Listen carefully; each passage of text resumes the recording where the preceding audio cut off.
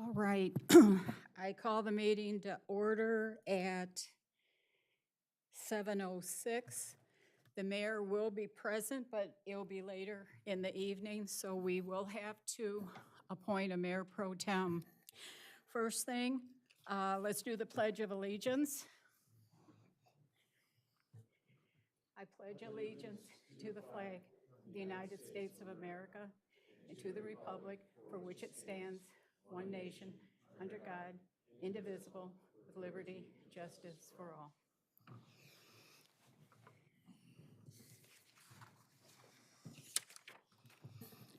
Okay, roll call. Alderman Arnett. Here. Alderman Chun. Here. Alderman Danko. Here. Alderwoman Erickson. Here. Alderwoman Inman. Here. Alderman Ketchum. Here. Alderman Kreinbrink. Here. Alderman Robinson. Here. Okay, next, I will need a motion to appoint Mayor Pro Tem for the Committee of the Whole meeting. I'll make a motion to nominate Rich Robinson as Mayor Pro Tem. I'll second. Was that, oh, Adam? Okay.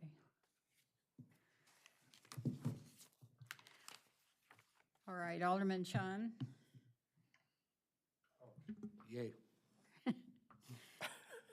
Alderman Danko. Yep. Alderwoman Erickson. Aye. Alderwoman Inman. Aye. Alderman Ketchum. Aye. Alderman Kreinbrink. Aye. Alderman Robinson. Aye. Alderman Arnett. Aye. Okay, Mayor Pro Tem, please take your seat.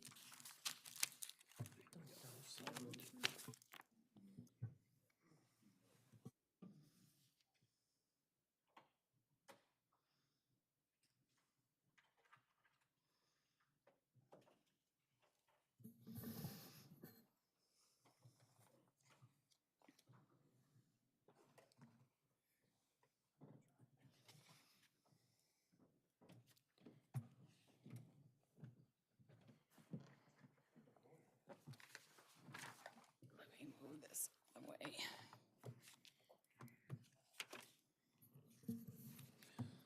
Good evening. I don't have a report from the mayor, so we'll start off with a report from the DeKalb County Convention and Visitors Bureau, if you guys would like to step up.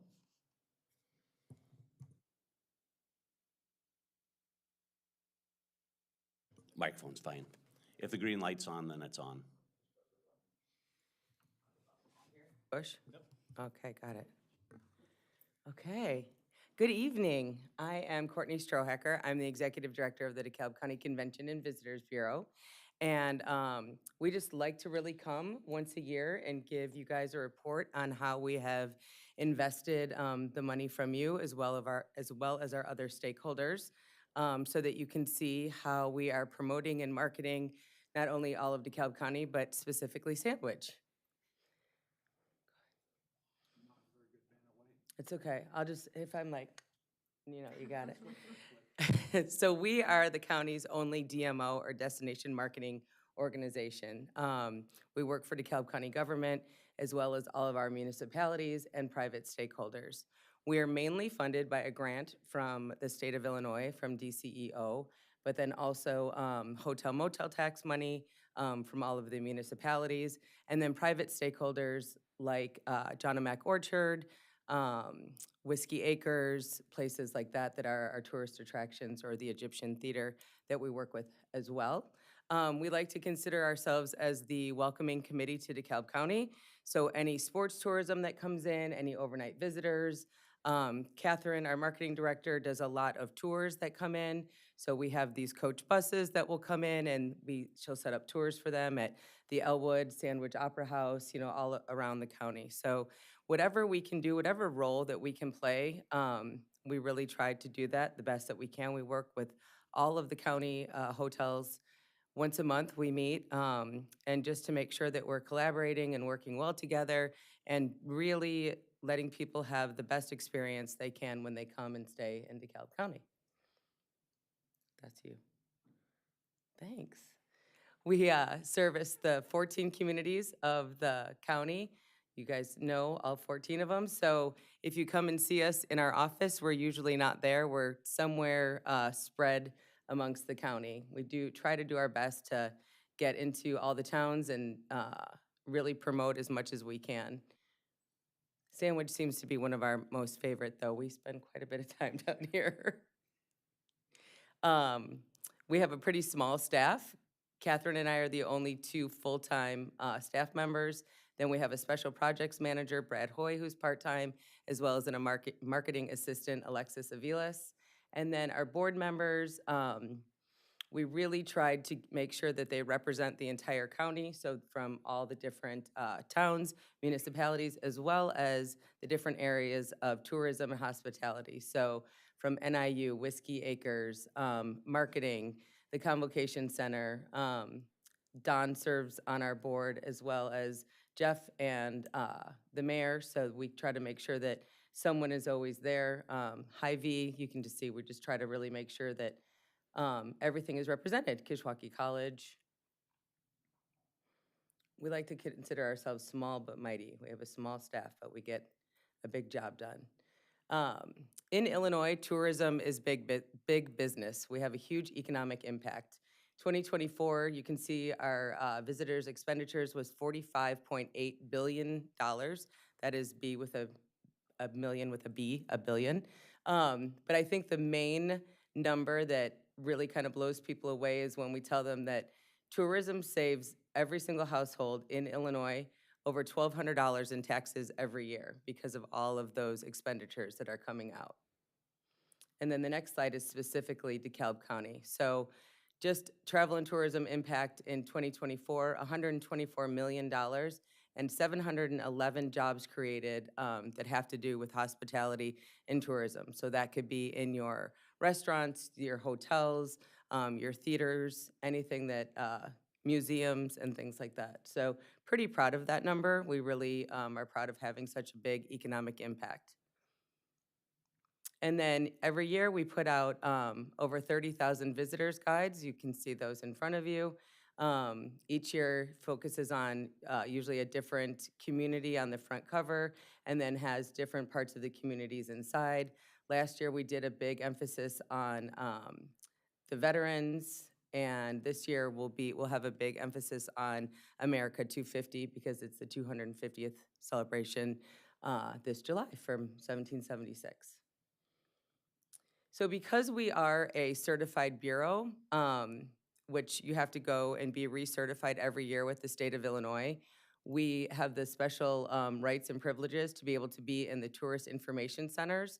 So of those 30,000 visitors guides that we produce, we distribute those all across the state of Illinois. So no matter where someone is coming in, they're able to get those visitors guides in their hands.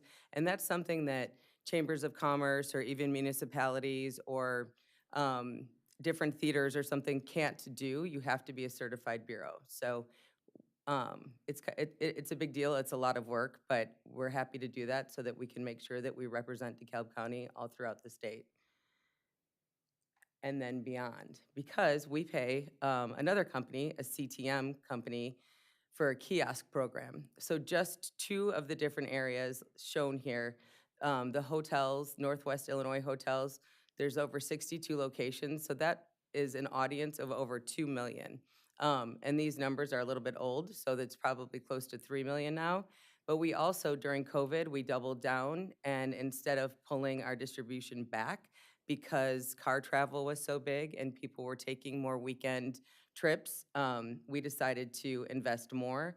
And so we actually have our visitors guides now in other agritourism areas that would be drawn to come here, like Milwaukee, Madison, Iowa, Indiana. So all of those areas are distributed, and we're proud to have them out for everyone to bring in. And people love print still.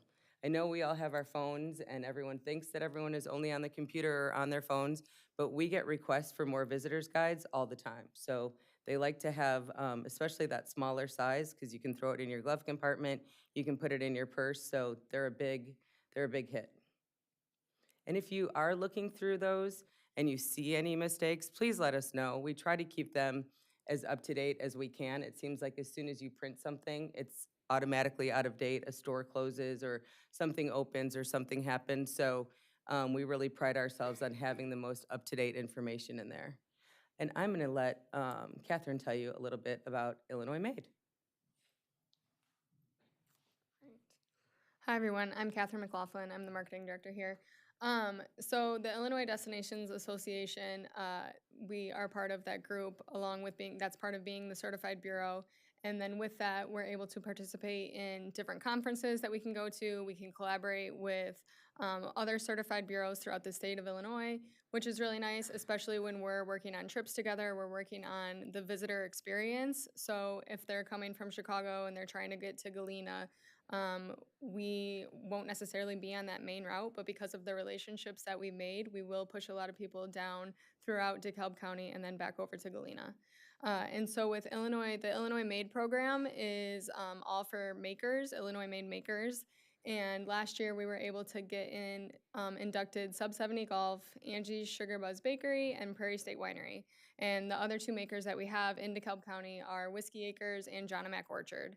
And so being an Illinois Made maker, you get pushed out more on the Enjoy Illinois website. There's a gift guide that goes out, and you're really just honestly put more in front of anybody that does research for Illinois and is looking for a gift or is looking for a place to visit or anything like that. Those Illinois Made makers typically get pushed to the top.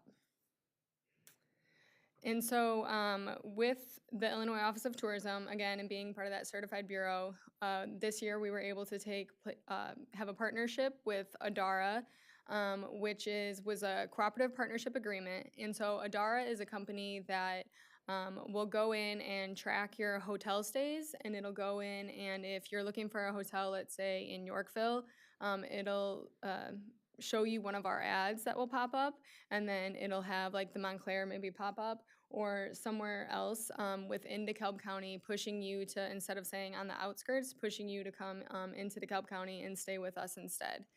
So that investment, it was a $15,000 total investment that we were able to get for $5,000. So it was $5,000 from us, $5,000 from the Illinois Office of Tourism, and then Adara also matched that $5,000. And then the cooperative partnerships, they come out in the fall and the spring, and so we're hoping to take more advantage of them as other companies are joining in with them too. And you guys all should have this presentation and know that you're not going to be able to read the numbers necessarily now, but if you can go back in and look, and happy to answer any questions with it as well. And so another partnership then that we have too is with DC EDC, and we're able to access the Placer AI information. And so I pulled the visits to downtown Sandwich over the last 12 months. And as you can see here, there's over 700,000 visits to downtown Sandwich. And this is not tracking your residents. This is just tracking your visitors that are coming in. You can see the average time spent here was spent in the downtown area was about an hour. And then you can see, the map there too will show you your peak times throughout the year. And then over the last 4 years, I think pulled from 2022, then in 2022, you had about 740,000. It dipped down a little bit, and then in 2024, it went back up again. And so I'm anxious to see the full 2025 numbers. From there too, the heat map is something that we use because that's the audience that you're already pulling in. And so that's how we know, hey, we want to target Ottawa, or hey, we want to target, Rockford, because you guys are already pulling those people to Sandwich. So let's double down on that investment. Let's be able to grab more people from that area. They're already making the drive. And so it's very beneficial for us. We can also see where people are going before they arrive here and what stop they're making afterwards. That's all cell phone driven data. So it follows all your cell phones, and it has the technology to know if you are like staying there, or if you're just coming there, or if you're working there. It's pretty scary. They follow it is you scary. everywhere. And the number's even higher too, because that 700, that's only tracking people with cell phones, and then that's not including, families that are possibly coming in with kids or anything like that. So this is our pretty website. She's beautiful. No, but we spent a lot of time on her, and sorry, I'll stop referring to her as a she, but no, our website is, it's very easy to navigate, and it's not something that we've always had, is the easy navigation. And so on here, you can narrow it down by town, by community, and you can narrow it down by what you're looking for. So if you're looking for, arts and culture or a park outside and you're in, let's say like Sandwich, Waterman, or in Hinckley, you can click on all that and you can really find precisely what you're looking for, so. And then you'll see our website statistics. About 200,000 views last year on it, and almost 100,000 were repeat people. So we had 80,000, over 100,000 were. So we had 82,000 new users. And then from there you can see our highest, where people are visiting most. Obviously our homepage, and then our events calendar is by far the second one on there, so. And then Sandwich Fair, yeah. And so then I also did a keyword search. I pulled a keyword search for you guys, just saying sandwich. So it's not all the businesses within Sandwich, but they have to have sandwich in the name. And so you can see either the event that was taking place, which were the top views, or the activity or the storefront that's happening. And so with our website, going back to that then too, is we're able to list all those smaller businesses. That's why the information in our visitor's guide is so important, so that it is updated on our website as well, because a lot of times those smaller businesses don't have a great website, and we do. And so we're able to, our SEO is out there, and we're able to then bring that listing to the top of their page or the top of where they're searching, and we're able to then promote that smaller business that we can help them out too. So our social media pages, we have Facebook, Instagram, and TikTok are really our strong suits. If you are not following us, you should be. And there were some of our features there, as you can see. And then we have our bracket challenge, which takes place every March. So it's our March Madness bracket challenge. We've done pizza, burgers, and then last year was mac and cheese. And the two finalists were Roasted Rooster and Bull Moose. And so this challenge is one of my favorites because it really pushes people not only throughout the county. I mean, we're getting visitors that come in too, but it does make people understand, like, hey, that are in Genoa, that are not going like east or west, but hey, come on down to Sandwich and look and see what they have. They just had the two finalists for this bracket that everybody in DeKalb County was participating in. It's free to participate in, and everyone really gets into it. And it's a great way to highlight our smaller towns. Yeah. The last 3 years, the first year was pizza in Malta, and then it was burgers in Kirkland, and then last year the mac and cheese here in Sandwich. So, and we love that because it really gets people all around the county and not just in those big centric locations. Mm-hmm. And then you'll see here too some of our sandwich features that we had on social media this year. The biggest one was actually probably, I mean, the sandwich fair is always, right? But then the 12 for $12 scoop from Johnny K's really took off. It was the cute model that you had in there. Yeah. And then of course, then the Taste of Sandwich too, which deserves its own page. So, which is an event that's really grown for you guys, and I'm super happy about that. It is an event that we push out. Enjoy Illinois, again, with that partnership. They ask us to give them a top 5 for each season, and this is always listed on there, but they always kick back to me because they want an online link for tickets. So just saying, if ever that could happen, if you want other visitors from outside the area, and then an easier way to track numbers too. But no, this event has been really fun to cover. I've been lucky enough to be a judge, and it's been very tasty. See, like, isn't it over 9,000 views, right? Yeah, just for like that one video alone. Right. Mm-hmm. And then, as Courtney mentioned, so I work a lot with group tours, and so I will do different conferences or different meeting groups. Circle Wisconsin is a big one where I get to do the speed network dating, basically, with different groups and different guides that are from the upper Midwest area, and I want to try to bring them throughout the state or to DeKalb County. And so again, I will give them an itinerary, a possible itinerary. I'll see what they're interested in, tell them what we have, and then if they're like, oh, well, I'm really not interested in that, whatever, then I get to say, okay, well, are you going to Joliet? Are you going to this way? Why don't you stop on by Sandwich? Why don't, like, this seems like it would be, the Bull Moose seems like it would be a great lunch spot for you that you'd be interested in. And so going to those different conferences is really beneficial, and it's really opened up our contacts, and we're starting to see a big result from it, especially with the day trips too, with like the Illinois Parks and Recs Department and having a lot of the different park districts come out and visit us. And then we also held, sorry, I gotta go back. So IPW was a huge international group that came to visit us this summer, this June, and we had visitors from 16 different countries, and it was very exciting to be part of. Again, it happened with our partnership with the Illinois Office of Tourism. So, and then I want to touch on our grants or our kiosks that we received from the international grant. And so we have 3 kiosks right now, and you might remember us talking about these before, but they are really cool. So they're a big frame, as you can see in that bottom corner. One of them's at the Egyptian Theater right now, and it's about as tall as me. And then all on the information on the front like slide of the kiosk, when you walk up to it, you'll see all of our events that are listed right there. You'll see different places that you can go to. It'll say, hey, this is your location here. You're able to then say, I need food, and it'll say all the restaurants that are around you. It'll give you, you're looking for a nightlife spot. It'll tell you all your different spots for that.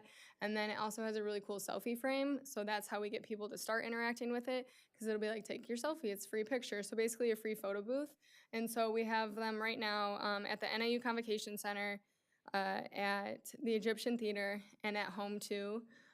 We also previously, last month, we had it at John and Mac Orchard, as you can see, for their all of their fall festivities. And we can create different backdrops for it, different banners for it. And it's just really fun way to get people interacting and realize what else there is to do while they're here for an event or anything like that, what else they can do. So. So this year, we were able to do some more partnerships. We partnered with DC and as well as RAMP. We really wanted to make sure that DeKalb County is accessible to everyone. So thought that it was really important that we had disability awareness training.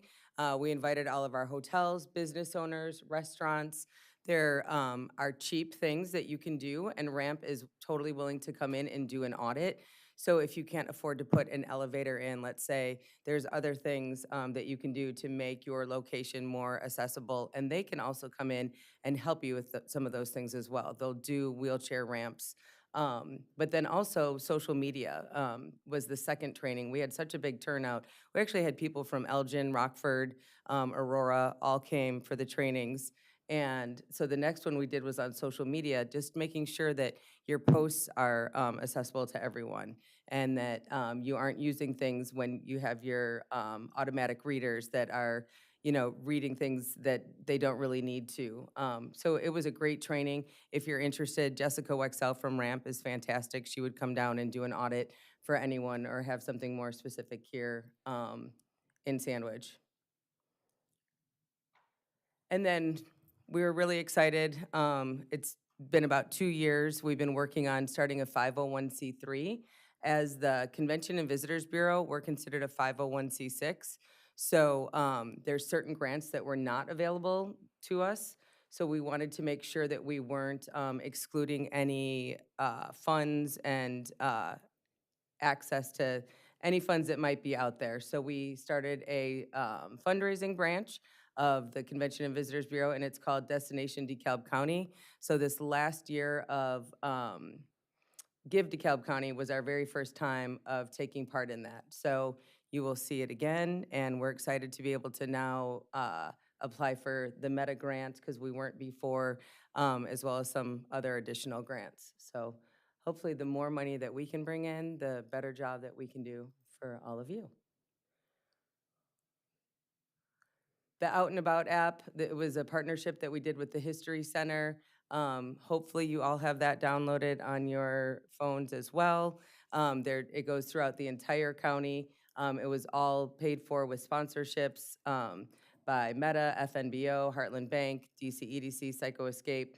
It was none of our money that we had raised towards it, but it goes through all the different history. It has Sandwich Opera House on there. It has all of our parks on there and tours, and it's really just a way to get people out and exploring, and teachers absolutely love it. The schools use it a ton.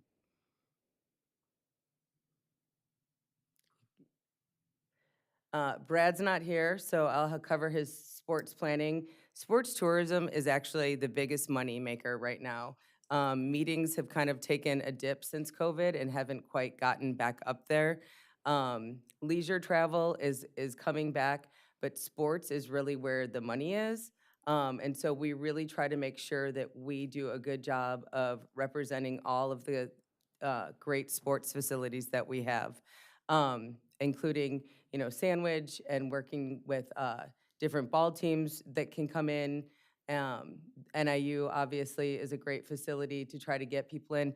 But what you also may not realize is that when we do have something at the Convocation Center, people are staying down here in Sandwich. So, we're still having people stay at the Montclair. They don't have to be, staying in DeKalb, because countywide, we only have 800 hotel rooms.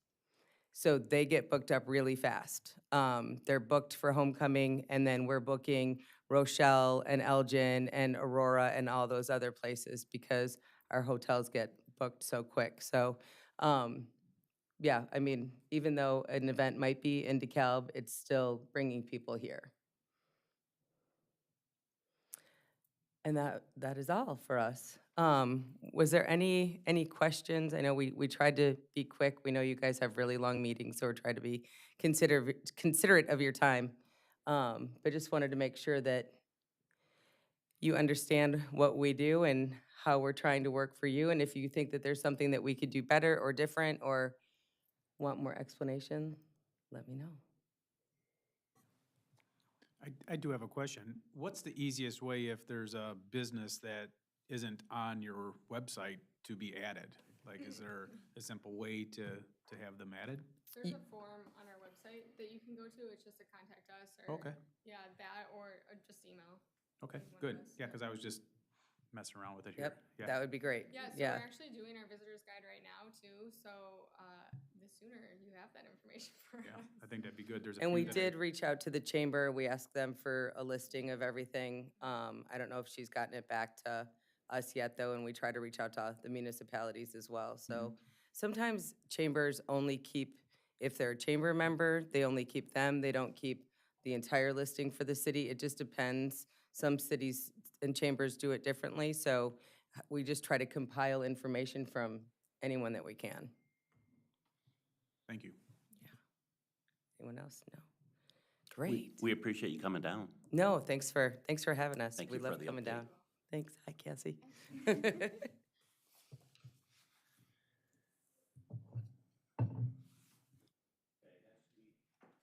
Next, we have the attorney's report.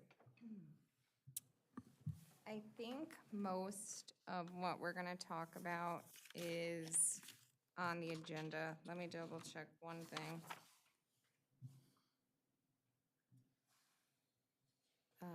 And we don't have to necessarily talk about it now, but I do have a bunch of documents I'm gonna pass out about the lead service lines and the placement program, application for financial need-based reimbursements, and then I also have a sample form for the utility billing, which is up today.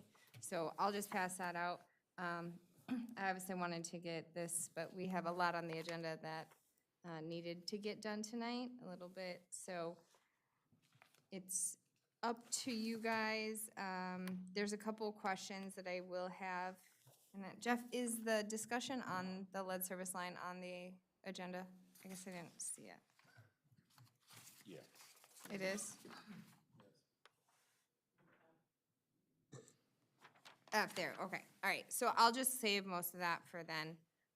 And then I do have some updates that I will provide in executive session.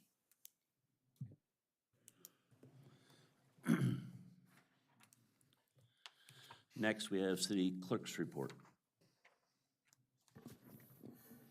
I have numbers, set time a month. We sent out 93 late notices. We hand carried yesterday 50 shut-off notices. Today, I myself handled 12 payment plans. And I can only assume everyone's paying their water bill tonight online that aren't part of this. And I have 5 liens in process. I can see Cassandra's handing out some information. I was going to add that ordinance 2025-15, where we are proposing putting accounts in the name of landlords. I am supportive of that, but we are not in a position to pass it this evening. Just a word of caution, but it looks like we're going to be discussing that further. That's all I have. Thank you. City Administrator's Report. Jeff? I'll hold my comments to the second meeting. Okay, thank you. City Department Reports. EMA, Tony? Nothing this evening, thank you. Thank you, sir. Police, Chief? Just kind of go over our last 2 weeks, our events. We had a Cub Den tour of the police department, attended the Coffee Before Business. We participated in 2 Alice drills. We participated in beanbag baseball. We also went to the community gathering that was held last Friday. And then we also attended Maddie's Mitten event, and then the Police Explorers met a couple times during the last 2 weeks. I just want to talk about some staffing. The police eligibility list is now exhausted. The candidate that was on there in background will not be moving on. A meeting is set with the Police Commission next month to discuss opening up our testing process for both entry level and lateral, so we will have a list. Officer Santoya, he is remaining on track to be released to solo patrol on the 30th of this month. Believe on Sunday he will start being shadowed. Social worker, so our social worker has been at our police department for 4 days, and she is following up on 15 cases already.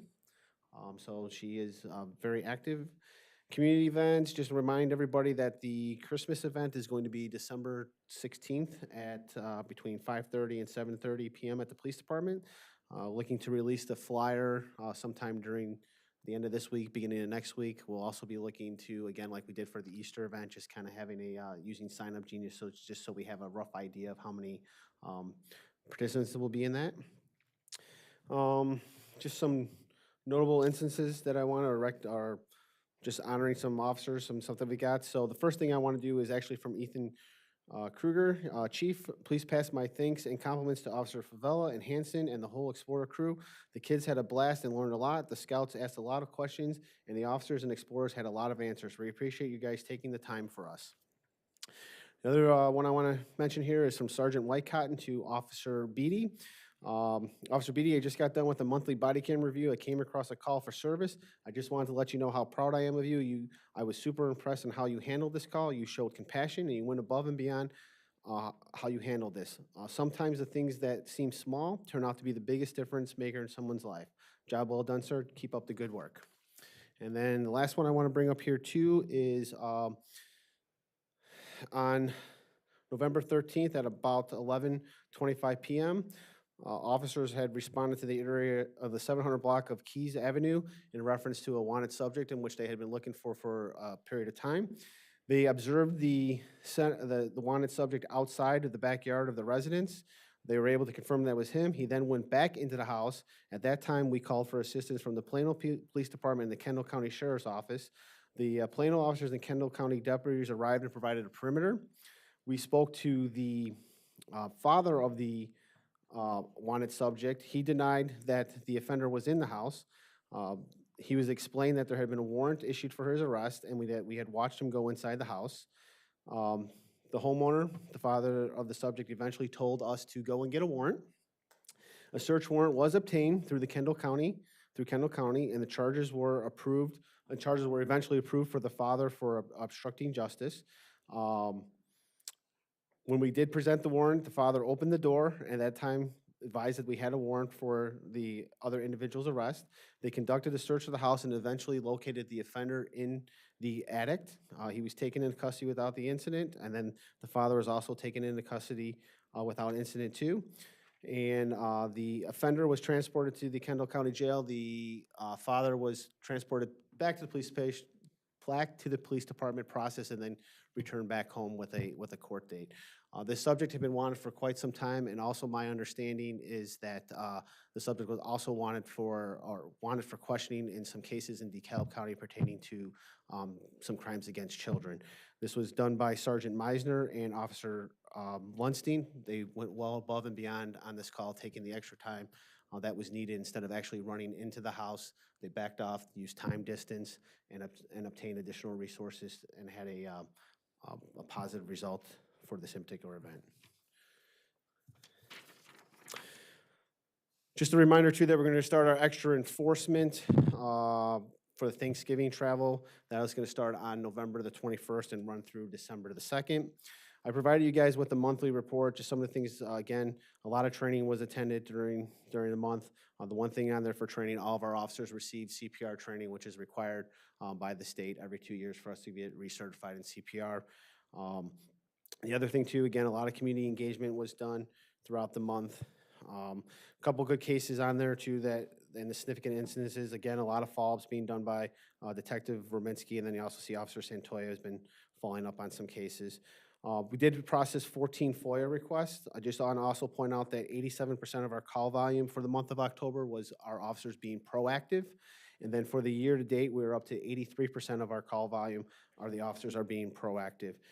Just looking through the other statistics for the month, I just want to point out that our community contacts, our concentrated patrols, our extra patrols, our foot patrols, our house business checks, our school patrols, our stationary patrols, and our warrant attempts have all increased during the month.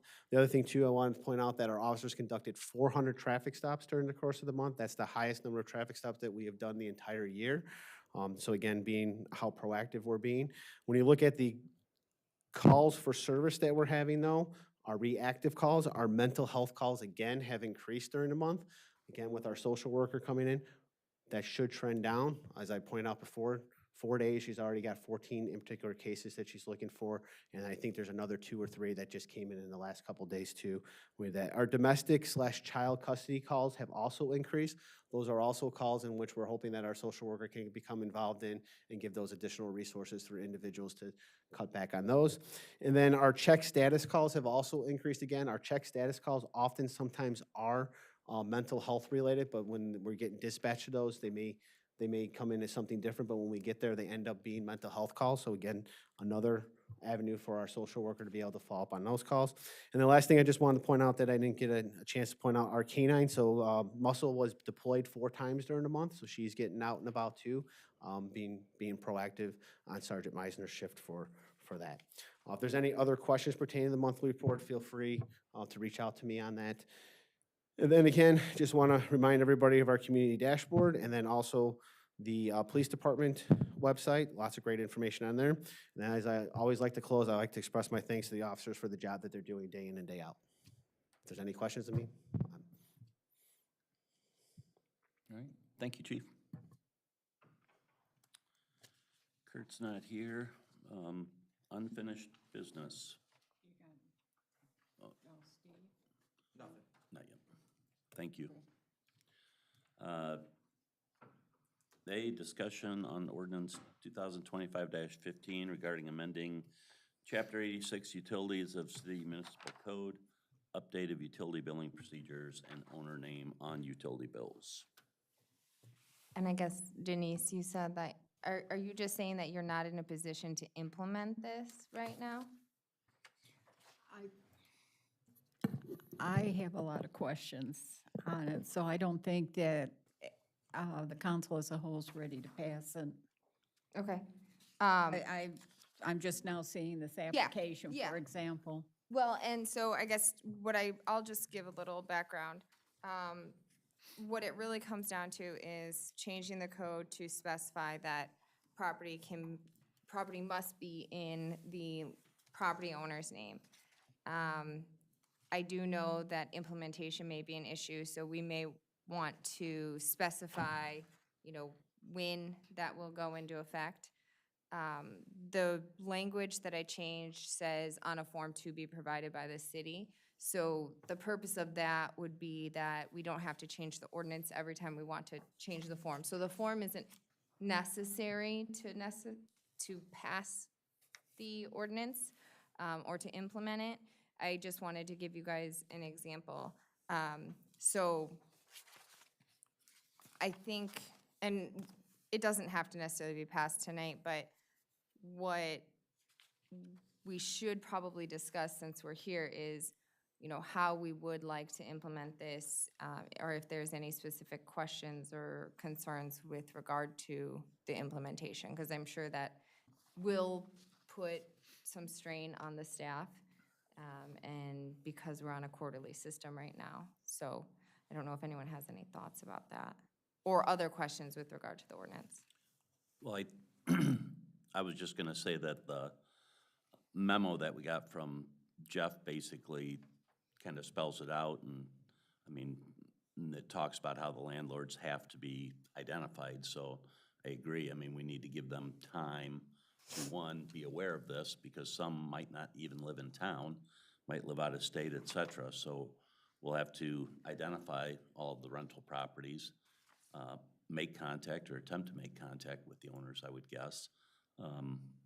I noticed in the memo, he had stayed with the recommendation that, you know, if we were to pass this ordinance, you know, we'd want to make sure that the landlords become the primary contact and are on the water bill no later than April.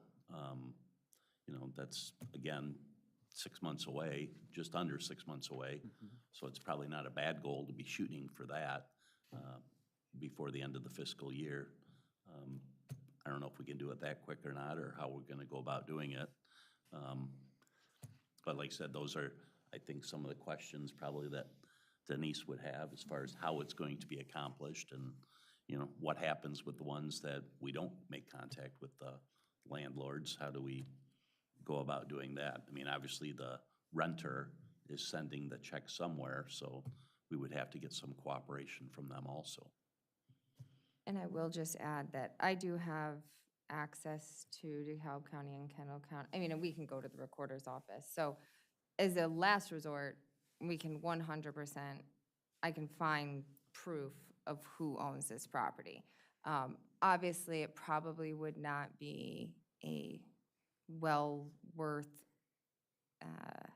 extravagant event to go through the records and find out who the owner is of every house. Because I think we have, what, 2,700, is that what? Yes. Yeah. And so, but if we do run into those issues where we don't know those people, we can find that out. I can get that information. And so that would probably have to eventually be in some sort of notice to the property owner. Because the thing about owning the property in the city of Sandwich is they are going to be subject to our ordinances. And so it won't necessarily matter if they voluntarily come to us. If they want to own the property here and we make that the law, then we just start sending it to them. Generally, we would just send it to the address on the tax bill. And then the other, I guess, good and bad, being a small town, I imagine most of the staff kind of knows, you know, who is a renter, who is an owner. So my suggestion is, even if we're not ready to pass this, that we start maybe taking notes of some of those things if we do learn that between now and when we do implement it. So we are kind of prepared for those things. You know, obviously all of you, we know you guys live here. And so it's similar to that, so. And Lisa's got a pretty good handle on who that is, and we would have to go back through. I think, you know, the idea of April was just to try and get it done before the beginning of the fiscal year, so that we're starting fresh next year. But with each one of the coming mailings, we should probably put something in it saying, and we'll have to see if we can print it on the bill or what we can do, but find a way to be able to get this out to everybody and begin to get it rolled out. I think it's, you know, Denise has got concerns. We all have concerns. It's, you know. I think that's a great idea, though, and I actually had just wrote a note down to myself to start putting the notice on the little Website and stuff like that. Website and the postage cards that we start sending out with the bills, because, you know, this way someone's like, well, I never heard about it, I didn't know. Well, it's on the current water bills going out, so. And even the renters should be taking notice of that, so. Exactly. And I think that, you know, yeah, it'll take a little bit of work to get everybody registered, but I think as far as the landlord registration, I'm hoping we can make use of our cloud permit program to be able to do that, where they could go ahead and register remotely even, and then be able to do that similarly to what we're doing with our current contractors through that program. So I think there's a lot of potential there to continue to get better at that. I had a couple questions. Out of the 93 late notices that were put into effect recently, how many of those were renters? I was afraid you were going to ask me that tonight. Well, this is like, we've historically had these types of situations brought forth, and then when the rubber hits the road, it ends up being, oh, well, there's not that many. So out of that 93, do we know how many of them are renters? Not at this time. Do we know how many rental properties there are in the city? We have a general idea. Again, Lisa would have that information. Do we know how many are commercial versus residential? Because this Yes. is going to have to impact the commercial as Yes. well, right? We talked at a previous council, Fred. And I might have missed that one meeting that this initially started at. Yeah, we talked to previous council. We have roughly 2,700 water bills in the city. And of those, around 700 of those are rentals. Yeah, I would just like to know how many of those 700 are actually creating a burden on to the staff. Because I did have a landlord reach out to me in concern about this, because they own several rental properties, and the possibility is that, you know, you run 3 months and then you get a bill, you could have a toilet that they now don't care about that is leaking, and they don't tell the landlord, and then the landlord's stuck with a high rental bill, so it's factored into the rent at a certain threshold. That's really gonna skew the numbers then to have to, you know, make it up. So there's going to have to be rental agreements, lease agreements changed to account for this change. That's the problem with the quarterly billing. When that account goes delinquent, the landlords are notified immediately. The majority of landlords do not follow through Yeah. when so, they get that notice. You know, part of me would like to potentially wait until we can get to a monthly billing cycle for this, because then you could capture it right away. Second to this, would there just not be a way that we could have a larger deposit put down on rental properties to account for these types of situations? I mean, we So, have 0 deposit right now, right? We do not take any Okay. deposits. right, so that's what I'm getting at. So if we had rental properties and just enforced a deposit on that rental, then if they went delinquent, that rental would be covered by the deposit and then have to be, you know, replenished.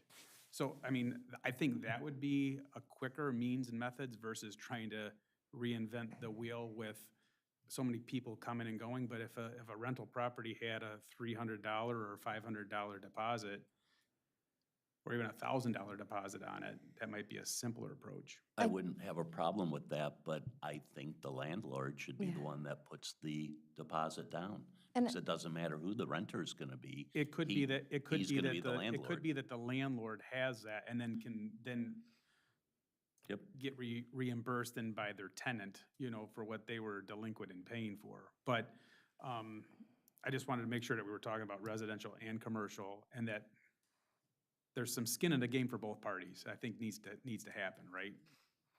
I guess the only thing I would say to Adam's point, kind of with regard to the what you're doing kind of there is you're putting a lot of the business owner by the landlord's, you know, obligations on the city then, rather than having the landlord. And I think with the new software company, if we switch, would be able to take care of that easily for us. You know, but I don't think right now that system would be able to afford us that ability. Is that correct, Jeff? As far as A deposit. a deposit, yeah, I don't think our current Right. system would do that. We'd have to Well, try to and find a way to do that. I get that it's, you know, complicated getting, but I mean, in reality, I could get you all the addresses of everyone in this city in a not very short period of time, and you implement this, and then it just is, and you just start sending the bill to where that, where that person lives.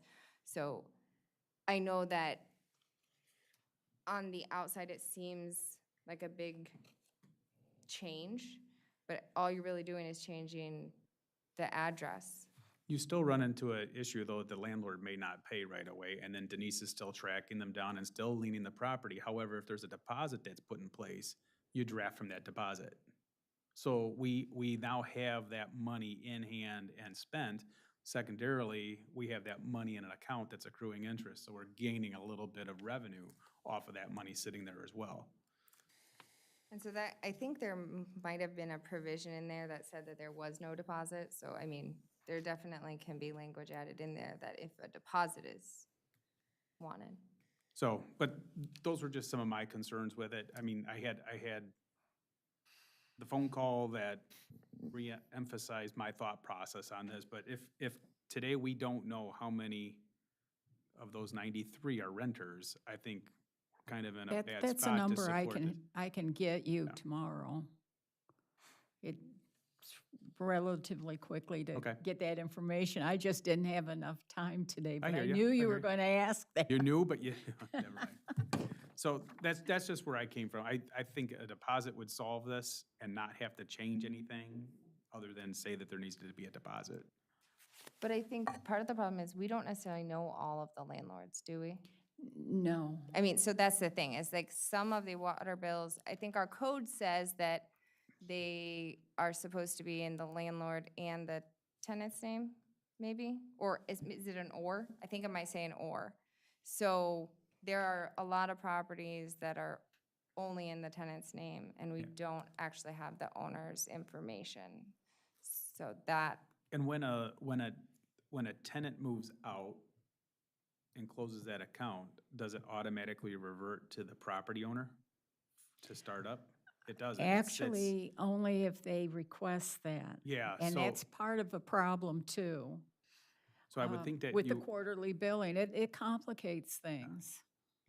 so I think there's like 3 facets to this, right? Mhm. Quarterly billing, potential changes or notification. That goes back to Adam's comment way back when he first got into council, is having inspections on rental properties. So you have accountability, you know that everything's in place. If it's a rental property, there's certain things that need to be in place. So this is only one aspect of this here, so. We need uniformity and we need to enforce, and that's been where the city has fallen. Lisa used to handle this solely by herself. The town has grown. She can't manage it anymore. I've helped her and taken on. You are going to have to hire additional help for that water department. Plan for it in the budget. You cannot get around it. We have got to have 3 people in the water department for next year just to manage this. And if I may, Fred, so basically what I was talking about earlier for the rental properties and the water bill and whatnot. So to me, the onus of doing background checks, financial background checks and whatnot on any renter should be on the property owner. If the gentleman owns several properties, obviously he has a good history of owning properties, or he wouldn't own several, he'd own one. So going and doing background checks on your renters is your responsibility. Upkeeping your property, making sure you're going in monthly, quarterly, whatever, make sure your toilets aren't running. Once again, that's your investment property, that is your responsibility. What ultimately I think we're trying to do is look out for our responsibility, which is our utility. And if we have renters leaving and utility isn't being paid, so instead of that one, and we have 700 rentals, now we're asking the 2,700 to pick up where the rentals aren't. And we're gonna have to raise water bills when the utility isn't fully funded. And I don't think the other 2,000 are gonna be overly happy if we don't try to do something, because I know they were already upset when water rates got doubled last time. Now if we ask them to pay extra for their water now, because we have rentals that aren't paying their bill, to me, the onus of a property, it doesn't matter if it's a lead line or a water bill, should be on the investor that owns the property. That's what they got into their business for. It's their job to take care of it. Yeah, and to that point, if we know that there's 700 rentals, how many of those are actually impacting us in this way? We don't have those numbers. I have, my gut is telling me it's a lower number than we really think. I think the ones that actually own their properties are the ones that have a larger concern than the renters, because it's a greater number. And I will say that part of the change, though, by then implementing a form for the council to implement, to have the clerk implement, is that you don't get your service turned on until you've completed the form. And so part of that then, because one of the other big issues is people selling their properties. It's not just like the rentals, it's people selling and then not paying their final bill, and it's, 3 months later. So implementing some sort of, giving the city the power to implement a form or a program that requires notification when a property is going to be sold and things like that, and to get service is a secondary part of this. Right now, new residents can call in and put an account in their name. Takes 3 minutes. That's it. You could misspell the name, transpose a number. I am all for this form. Last Friday, I had 5 incidences where the property has been sold and we didn't get paid on the water bill. 2 of them, they actually asked for a payoff, and I'm getting hold of those attorneys and saying, what happened?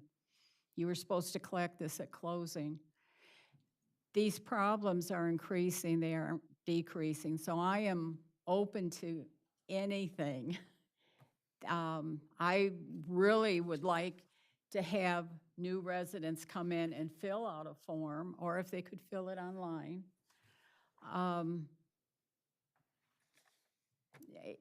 Just to even welcome them into the community, but so that we know they really exist. These are just continual problems, and as the city's growing, these problems are growing too. So I'm open to any type of solution. I guess the only thing, obviously, if you guys have more to discuss, but Denise, if you can let me know what questions you have about the ordinance, and if anyone has any other thoughts about, what can be changed maybe on the ordinance or the form. It's just something for you guys to look at and to consider, and make changes that work the best for you guys.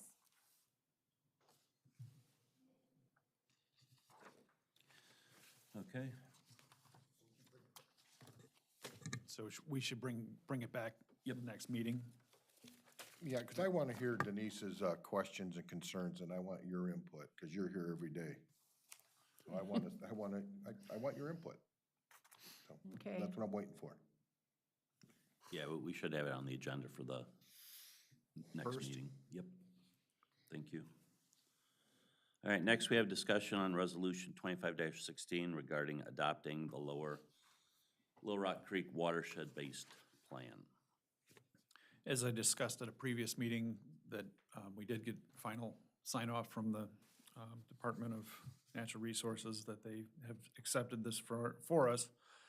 In speaking with the county and the stormwater group up there, they'd like to also have the county approve this. So first step is to have our council approve it as accepting the plan and acknowledging that it's been completed. So that's basically all we're looking to do today. It's about 300 pages, so I didn't make you copies. Is there any questions or thought about having that to vote for the next meeting tonight? Okay. Next, C, discussion on resolution 25-17 regarding purchasing Old Route 34 right-of-way from the Illinois Department of Transportation at cost of $30,000. Basically, the council has already approved this. We just need it in a resolution form to be able to submit to IDOT along with the check, so that we can purchase this. I told a couple of you, I found a paper from 2000, and the number one thing on that list was purchasing this piece of property. So we've been at this for quite some time. Any questions or comments about that? All right, we'll have that on tonight also. Yeah, so I wasn't Fred? at the last meeting when this was discussed, and I agree with moving forward with it and everything like that. So I think the statement, though, that went out on the local news kind of wasn't as clear. So there's 3 parcels here that are going to end up potentially be made whole so that development can move forward on these properties. So that's the main thing. That's really where we're going here. And the inability to have a property owner work with the state of Illinois to procure this allowed the city of Sandwich to work with the state to procure it.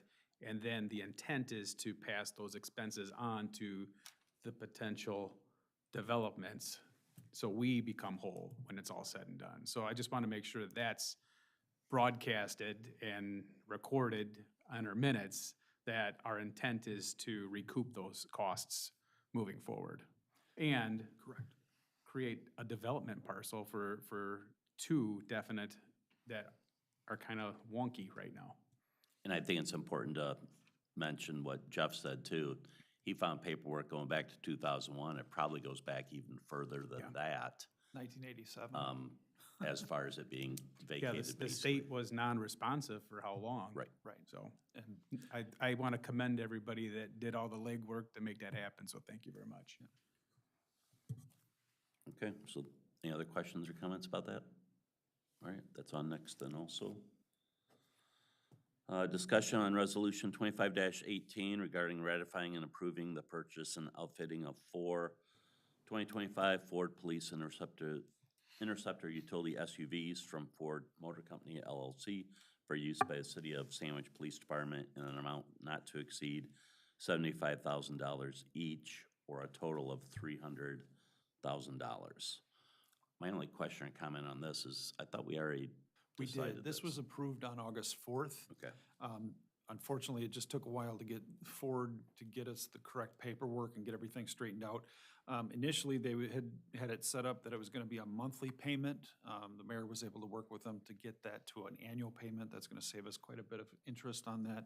So it's intended to be less than $75,000 each year of the 4 years of the payment. So we're paying, I believe it's just around $70,000 this year, and then we'll have to budget each of the next 3 years for a portion of that. So that's how it is. As it reads, it says not to exceed $75,000 for each unit and a total of $300,000. But the way it's set up, it's like an installment contract where there's one payment each year.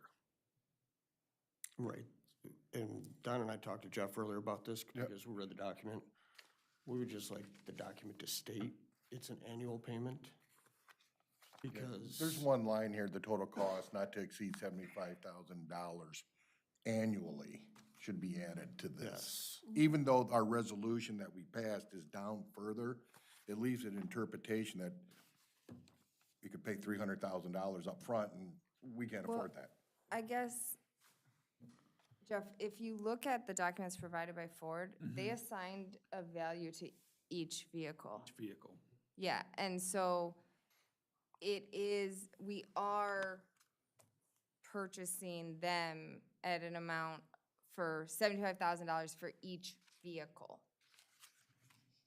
So it's not necessarily, the payment terms are not part of this resolution in any way. That isn't what I was intending to do. It's, because I think, I don't know, they range from 60 to 70, 60, 65? None of them are over 70. They're, I think 2 of them are 69, one's 65. 3 of them may end up being 69. Yeah. So I mean, I guess I could have gotten more specific, but I knew that originally the budgeted was essentially it's 75,000 per vehicle was what we discussed. I think that was actually the motion that was made on August 4th. And so all I did here is I memorialized the motion that was already made on August 4th to comply with the requirements of Ford with their opinion letter, because it's a specific, you can only get it from Ford, essentially. It's not only Ford, but a specific supplier, and so we didn't go out to bid or anything for this. And Yeah, so, and I don't care how we word it, but we all agreed that we're gonna commit $75,000 a year to pay off this debt for 4 years. Boom. That's it. well, yeah, it will be less than We're that. committing our budget Yes. on that police side for 4 years for 75 grand each. Yep. And if it's less, great, but that's what we committed to. And I agree, it says each. I just want to reconfirm that it's an annual payment of 75,000 or less per year. And I just want that written in there, because far too many times we've sat at council, something has been written, and somebody said, well, it was written that way, you voted on it, and I don't want it to come down to where there's a $300,000 bill that shows up at the finance committee, and it comes down to, well, it was written that way, you guys voted on it. I want something in there to state that payments are going to be annual payments in this document. So let's correct this document. Let's make sure the wording's in there that we're not gonna exceed 75,000 per year on an annual basis. Rewrite it, and then we'll pass it. Because we already basically passed it. Let's just clear up the paperwork. Right, the first payment has already been made. Can we also possibly get a copy of the Ford contract that we have with them?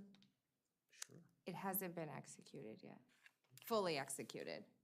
Okay, I think like I know going he signed it, forward but with I this don't kind think of we got stuff, it back from them shouldn't we signed yet. be getting that kind of stuff instead of just numbers from people? Shouldn't we get Oh, a I contract that didn't we get can it. see? Okay.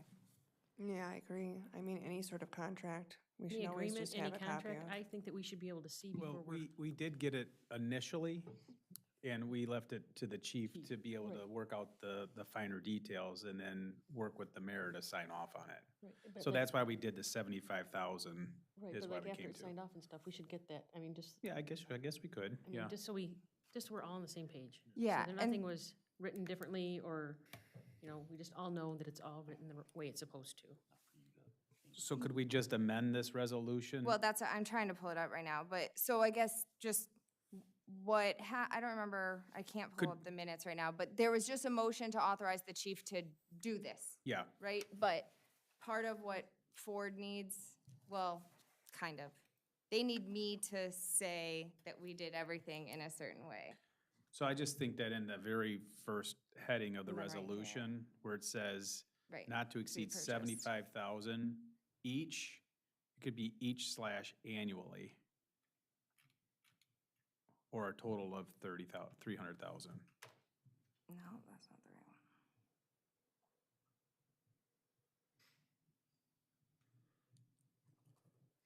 I'm pulling it up.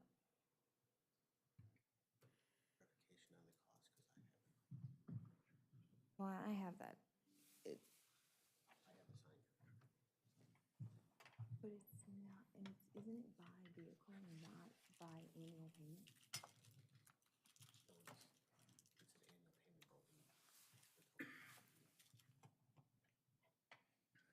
Of each vehicle, like you only pay one each year? You pay one payment a year, but it's for all 4 vehicles.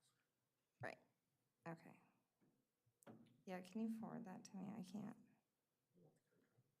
Yeah, the executed one, I didn't get a copy of the executed one.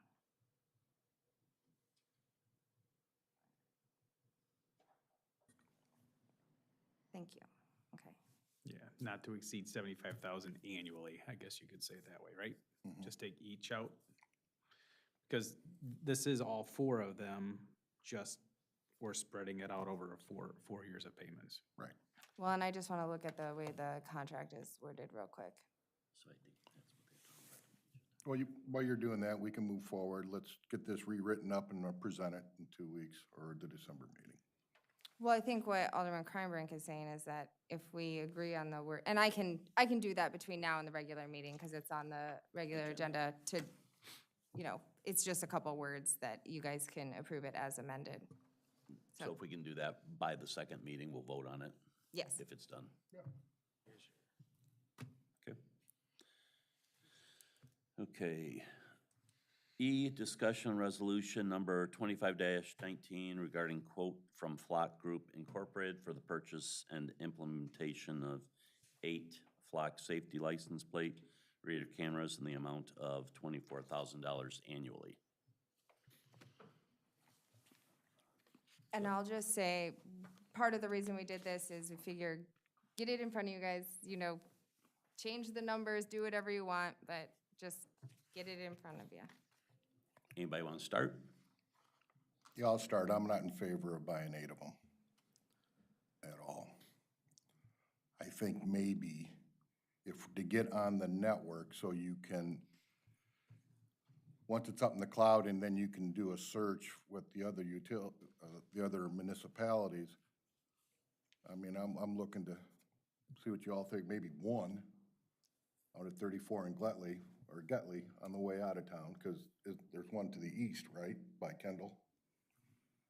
Yeah, I believe Chief said Kendall County Yeah, has that one. one's maintained by Kendall, correct. I can just tell you that the calls and texts and the email I received from residents were, and they said, Flock, no, they don't want them. So it comes down to it, if we absolutely have to get into the system, and it has to be a single camera, but the overwhelming calls, texts, and emails I received it was all negative. I had quite a bit from my ward that were not in favor of this. They're stating that there's a lot of lawsuits going on with it. Privacy Actually, concern. Yes, there is. You are correct, because I did some There is. research too. I did a lot of research on it. I know out in Virginia, they said that it is public information. So I hope you're ready to be FOIA'd on all of them. And they're saying something about it's going through court systems now about against our Fourth Amendment. So there's a lot of bad things going on with it, and there's a third party involved with it too. So I don't think the city should be looking into this yet. I still had a few questions, and Chief, I don't know if you'd be able to answer it or not, but. Hopefully. How does the plate or that plate info get into the Flock system, period? So the way the camera is set up, depending on how the camera is set up and the way the road structure is set up, so let's just use Castle and, we'll just use Castle and Center, if we had one there. I know that wasn't one of the locations on there. Or, you know, let's just use Latham and Sandhurst, that's the one that's on there. So how that camera is set up, the way the road structure is set up there, it would most likely, if it's facing southbound, it would get the rear plates of the cars coming into town. But the way that road's a two-way road, it has the potential also to get the front plate coming into the town too, assuming the car has the front plate. Obviously, Illinois has front plate cars, there's other states that don't have it. So that allows us to be able to get both north and south traffic on the way the road structure is. It only, I just want to be clear on this, it only captures the license plate and the back end or front end of the vehicle. It does not capture images of the individuals in the car, because I've read that is a huge concern. Again, these are all on public roadways, expectation of privacy being, there's zero expectation of privacy on the roads, no different than our body cameras with the expectation there. The data is our data, we own it, so the Sandwich Police Department, City of Sandwich, they own that data. That data is deleted every 30 days. We also are the ones who control who our data is shared with. I understand the FOIA thing, but the FOIA law, if you FOIA information, the likelihood, unless it's your information directly on the plate, it's just gonna come back, no information available. The person is not entitled to that information. Yeah, it would be exempt under FOIA for private privacy. So So you're telling me it's gonna track my whereabouts? these 8 cameras, now listen, Okay, these listen. 8 cameras are gonna track my whereabouts for 30 days. If I go in and out of this town, any point we put these cameras, you're gonna have me wherever I go. If you And go through the then, camera system, to correct. get further, since now we're in the system, right, we have our 8 cameras, but I go to Kendall County, now you're tracking me in Kendall County. If Kendall agrees to share their data with us, correct. Well, I thought that's what it was. They do have but they have the ability not to share their data with us, just so we you know. see where I'm going with this? So now only are you tracking me in Sandwich, you're tracking me everywhere I go that has these cameras. Correct, I mean, there's For over, 30 days, you're gonna have my whereabouts at any point in time. correct, I just, How is that not invasion of privacy? I'll answer that to the point that they're on public ways. That's the, that's the, And you that's said the it could be explanation, that's business the too? answer You said to. it could be business too, so that's private. But the business also have to allow us to have that information. And the other thing too, again, I brought this to you guys, this is also a way to allow us to solve crimes. Again, this information is just a license plate.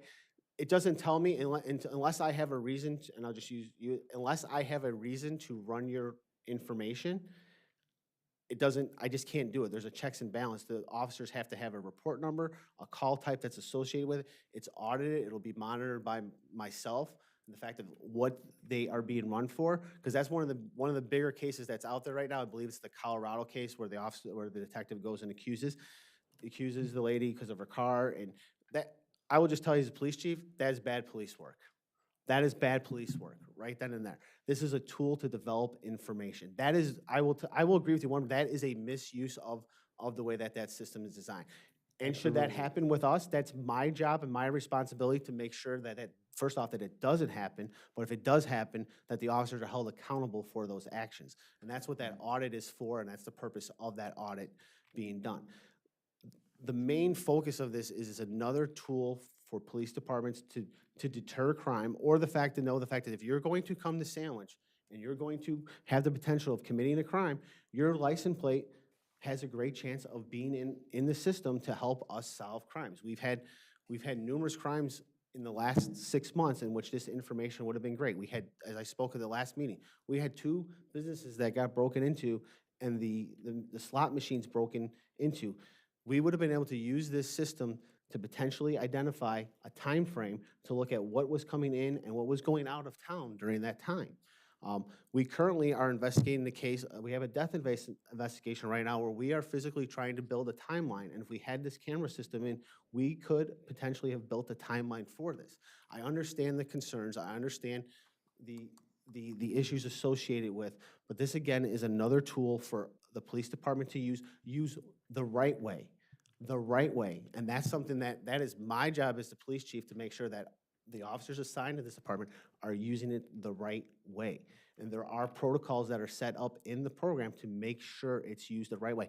I just can't go in there and say, hey, I want to run my daughter's plate to see where she's been traveling. I can't do that. Well, I can do that, but I'm going to get, eventually it's going to be audited to the fact that, hey, why are you doing it? And the fact is that Flock itself, if they find out that they can suspend your license or your ability to use the cameras. That's the same when we talk about the sharing of the data. I just can't call, since we're not part of the program, I just can't call Kendall County and say, hey, can you let me know, I have this plate information for you Can you let me know if that car has gone past that camera there? Obviously, a reason, I believe this vehicle is involved in a retail theft or hit and run. I can't call them and ask them that because we're not part of that system. If they were to give me that information, they could lose their license on that. So that was my question, was how the license plate is in the system to then be flagged.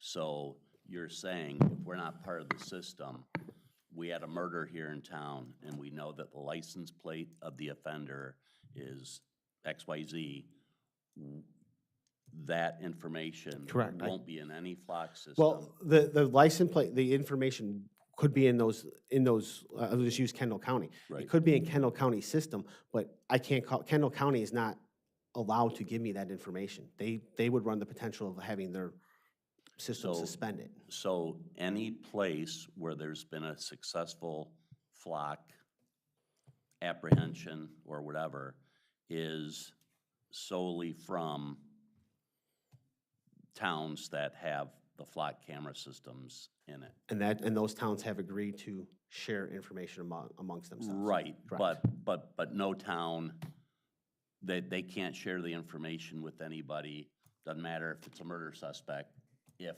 they are not part of the flock system. They are not supposed to. I can't tell you that every department Well, and- honors that, but that is the I- correct, that's.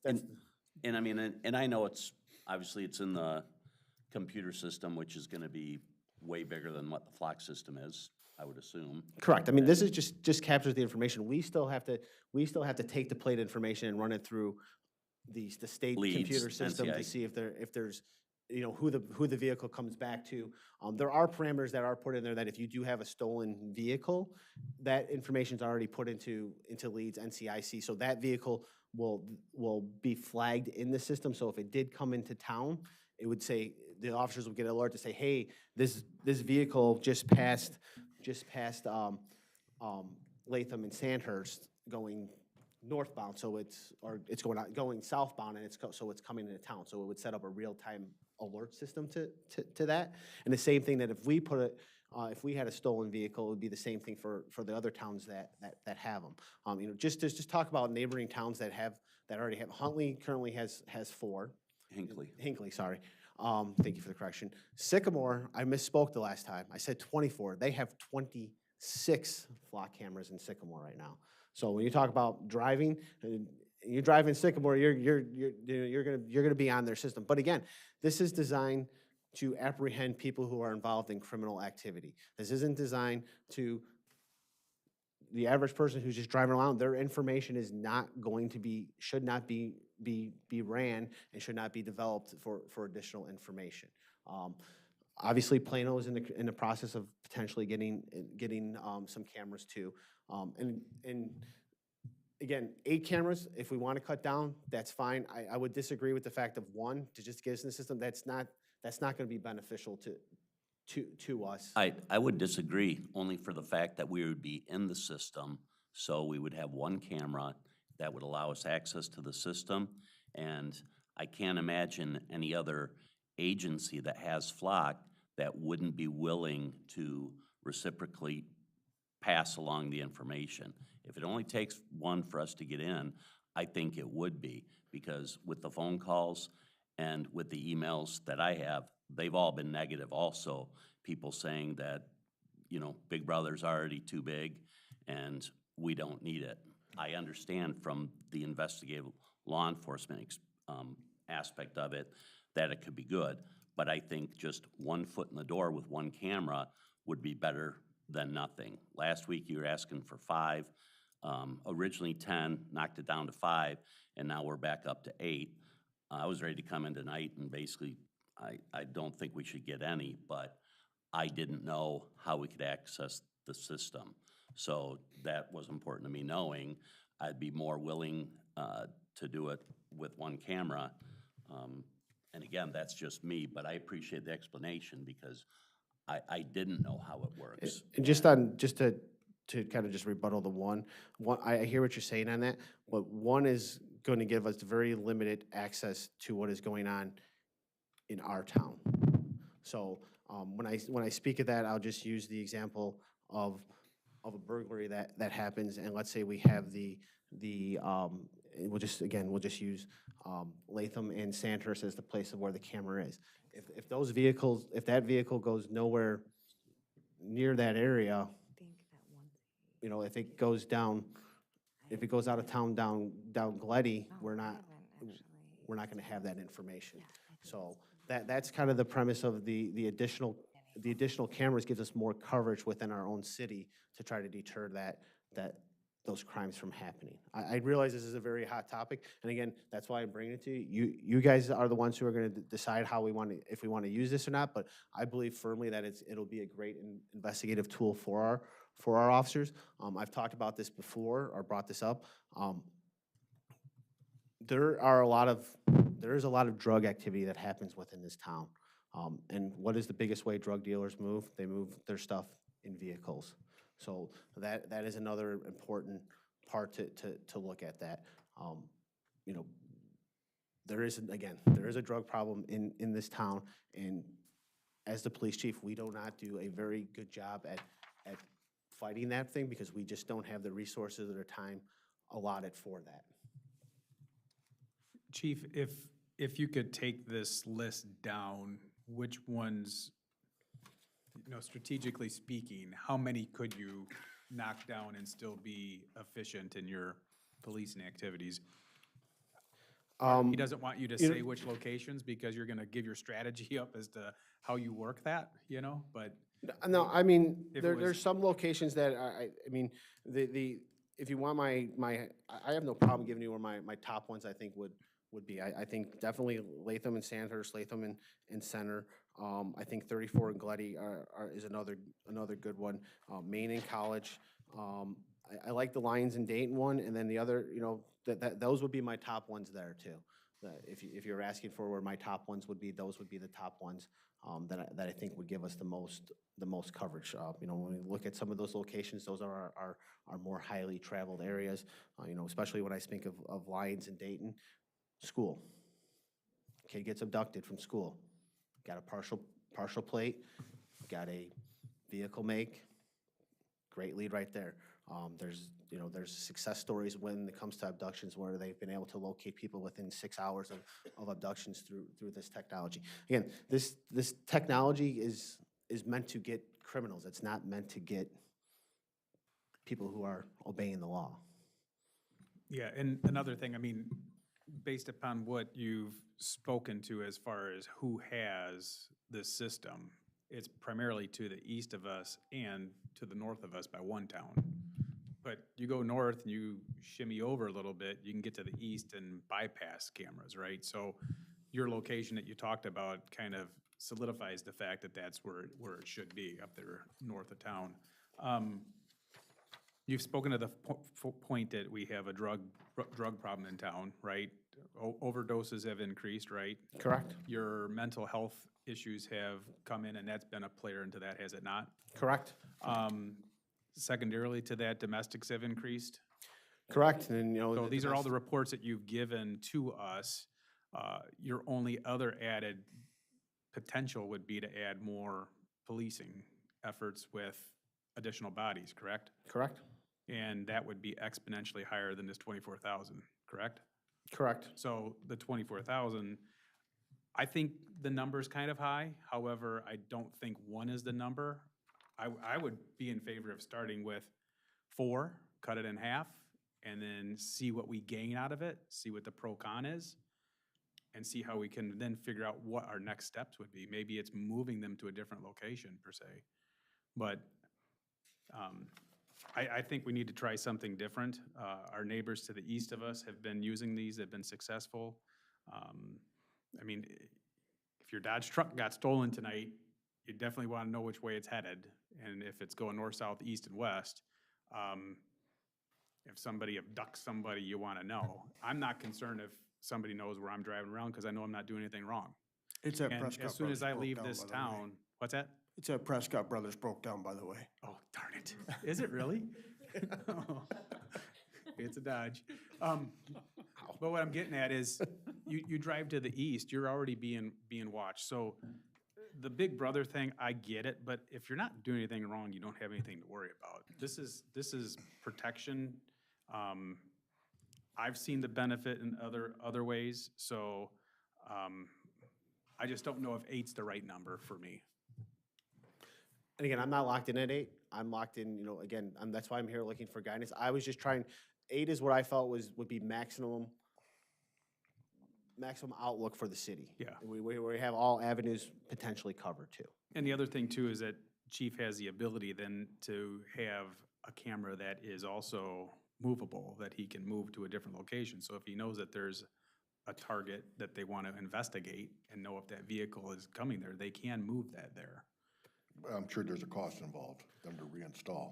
They can do it themselves. To moving the cameras, the Flock would have to move them, so there potentially could be, like Flock right now is waiving their installation fees for all their cameras. Their usual installation fee is anywhere between $600 to $1,850, depending on where they have. The higher fee is usually on, for example, the highest fee that they're gonna have would be for the one that's be put on Route 34, because that's a state highway.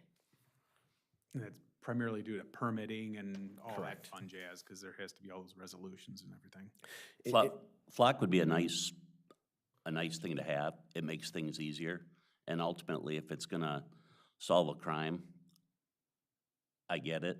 But the old school way was running plates. And, you know, Fred, you started talking about just like a certain area, you know, there's a problem or whatever. Well, then you're patrolling that area and you're documenting the plates that are in that area. You're documenting the plates that are in a certain subdivision. This is nothing new. This is stuff that, you know, residents have done over time where they've kept track of, you know, the make, model, license plate of a car that keeps stopping at the same house on such and such street, and they're only there for 3 or 4 minutes and then they leave. But it goes on all day long. Yeah. So a lot of times the information is available. I agree with the chief that sometimes you just don't have the resources for it, but sometimes you do. And when you do have those resources, that's what you do. You just do police Yeah, work. and I agree, but dentists used to pull teeth without Novocaine as well, but that's changed. The one aspect It's a here- little different, No, but I mean, this is Policing's a lot different technology now. that's quantifiable and it's building, it's triangulating, and it's building those data sets that are then enforceable. And it's not just one officer. I mean, we had 2 officers that did a stakeout and took care of everything, but it's those 2 that knew the whole thing. It was only those 2. Imagine if all of them could do it at the same time. So I get where you're coming from. The other aspect of this is the cost factor of additional officers and that sort of thing. You know, that's the only other option that I see is to add bodies to make things better. If you look at the historical data that we've been given, I can remember the time where Sandwich Police Department pulled over 168 vehicles in the year. Chief, what'd you have last month, 400? Just 400, yeah. Yeah, so That's 1 month. they are doing a hell of a job, in my opinion, and they're taking care of stuff. I mean, my kid got a ticket. I just found that out. He almost got in trouble too. But what I'm getting at is they're doing a great job. And this is just gonna add to them to be able to do even a better job to keep us safe. So, like I said, in my mind, I don't think 8's the number. I think a lower number is better. I also challenged Chief on how he's gonna fund this. I mean, the drug fund is where he'd like to try to, you know, utilize funds to keep this going, but that's gonna eventually dry up, so are there grants and that sort of thing? So TC Energies has a grant that, you know, we got that grant for the EMA to take care of the moving of from over here to the PD. So there's a $25,000 grant. We might be able to get something like that to support it. Also talked about potentially restricting some money that comes in through adjudication processes or for seizure vehicles and that sort of thing to go towards something like this. So it's actually earmarked funds to take care of an expense for us, so we have long-term abilities to pay for it versus just a short-lived time frame. Well, I'd like to hear from Flock and what's their answer to data security, because we don't own this video. This video is on the cloud and going up and stored on Flock servers. So where's the IT security of this data not being breached? So, if you want, they actually have a slide that, so their data is stored with end-to-end encryption, including FBI CGIS, NDAA, SOC2 Type 2, SOC3, iOS 27001, Higher Education Community Vendor Assessment Tool, which I guess the abbreviation is HECVAT, HIPPA, and FERPA. They are also aligned with the security protocols established by the NIST Cybersecurity, as well as the Cloud Security Alliance, which is CAIQ framework.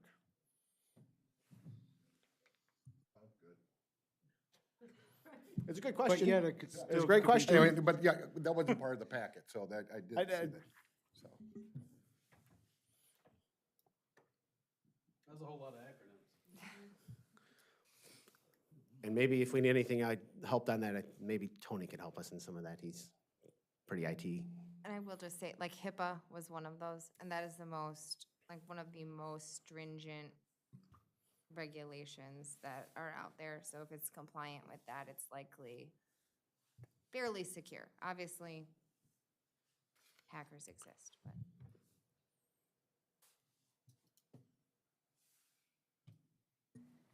Well, I think it's gonna give us pause to think about it. I mean, we look at, just this last August, Evanston had 19 cameras and they were deactivated and slated for termination because the flock violated state privacy laws regarding the sharing of Illinois data with federal immigration agents. Well, I don't know if we want to get caught up in that. So I had a conversation last week. There's only two, and again, that may be as a result of Evanston Police Department doing that. I don't know the particulars of that.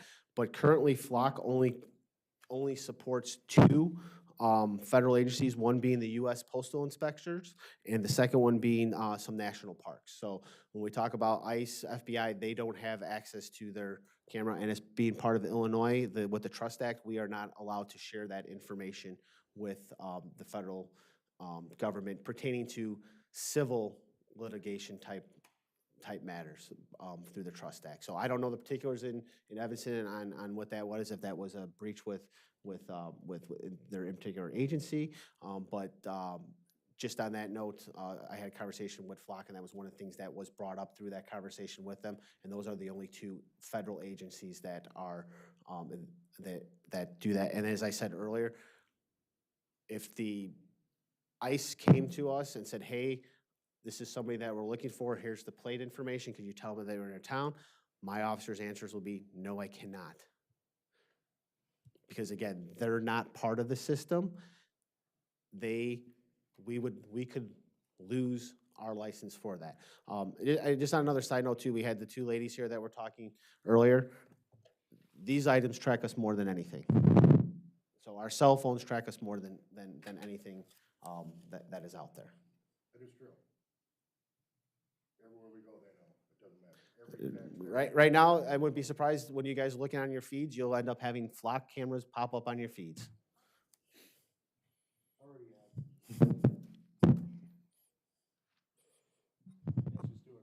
I mean, I think maybe we should just try to figure out an acceptable number. I mean, we don't want 8, some of us want 1, some of us 4, you know? I mean, I think we need to figure out what everybody says. We don't want it to be 4 and then we say no because somebody else wants 2.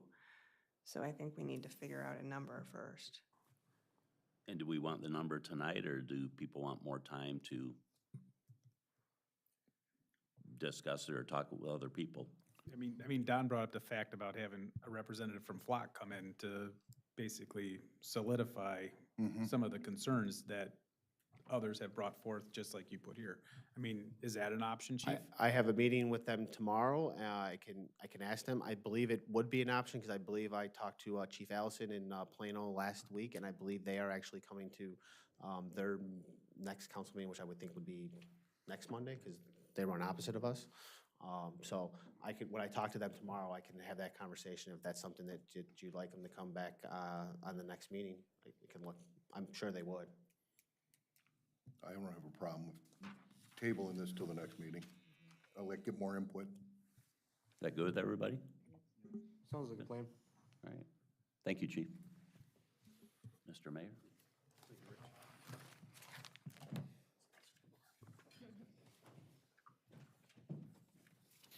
All right, thank you to Alderman Robinson for covering for me, and I apologize for being late. All right, so it sounds like we're just gonna go ahead and when we get to the regular agenda, we'll set this aside and bring the reps back and have another go at it. All right, the next item on the committee of the whole agenda is item F, that's Resolution 2520. That's the formalization of a policy regarding lead service lane replacement and reimbursement. So I believe where we left off with the non-Main Street projects, it was a 50-50 split, and I think our conversation was how do we want to handle this? The options for our citizens are, one, to sign a waiver, which allows them to. The other one would be for them to get a loan on their own to take care of their 50%. The other question would be is what do we do with the ones that do not take option 1 or 2? So I think one of the things that we need to talk about is, how do we want to handle that, and how do we want to essentially allow them to pay it back? Is there not a finance charge? And then what do we do to ensure that the city does not lose out on its money and someone sells their property or moves on without us getting full payment? All right, so open the floor up for any conversation on that. I've got a couple things. Yeah, go ahead, Alderman Arnett. At last council, I had asked for the budget committee to get together and bring us back something, because you guys, ultimately, in the end, the dollars are the dollars. We only have so many that we have to allocate to this, that, and other things. Also, the second thing is, we were just given 2 pieces of paperwork tonight that I would really like to sit down and read before any decisions are made. So, Did you get that when you came in tonight? Yes, I did. And I did just want to, there were a couple things I just wanted to go over with everyone to keep in mind. So first, one of the things to think about, what we did was, or what I did, is I kind of put all the information that was in the other letters that is required, that's all in here. So the intent for you guys looking at this document is for you to also know everything that the act requires.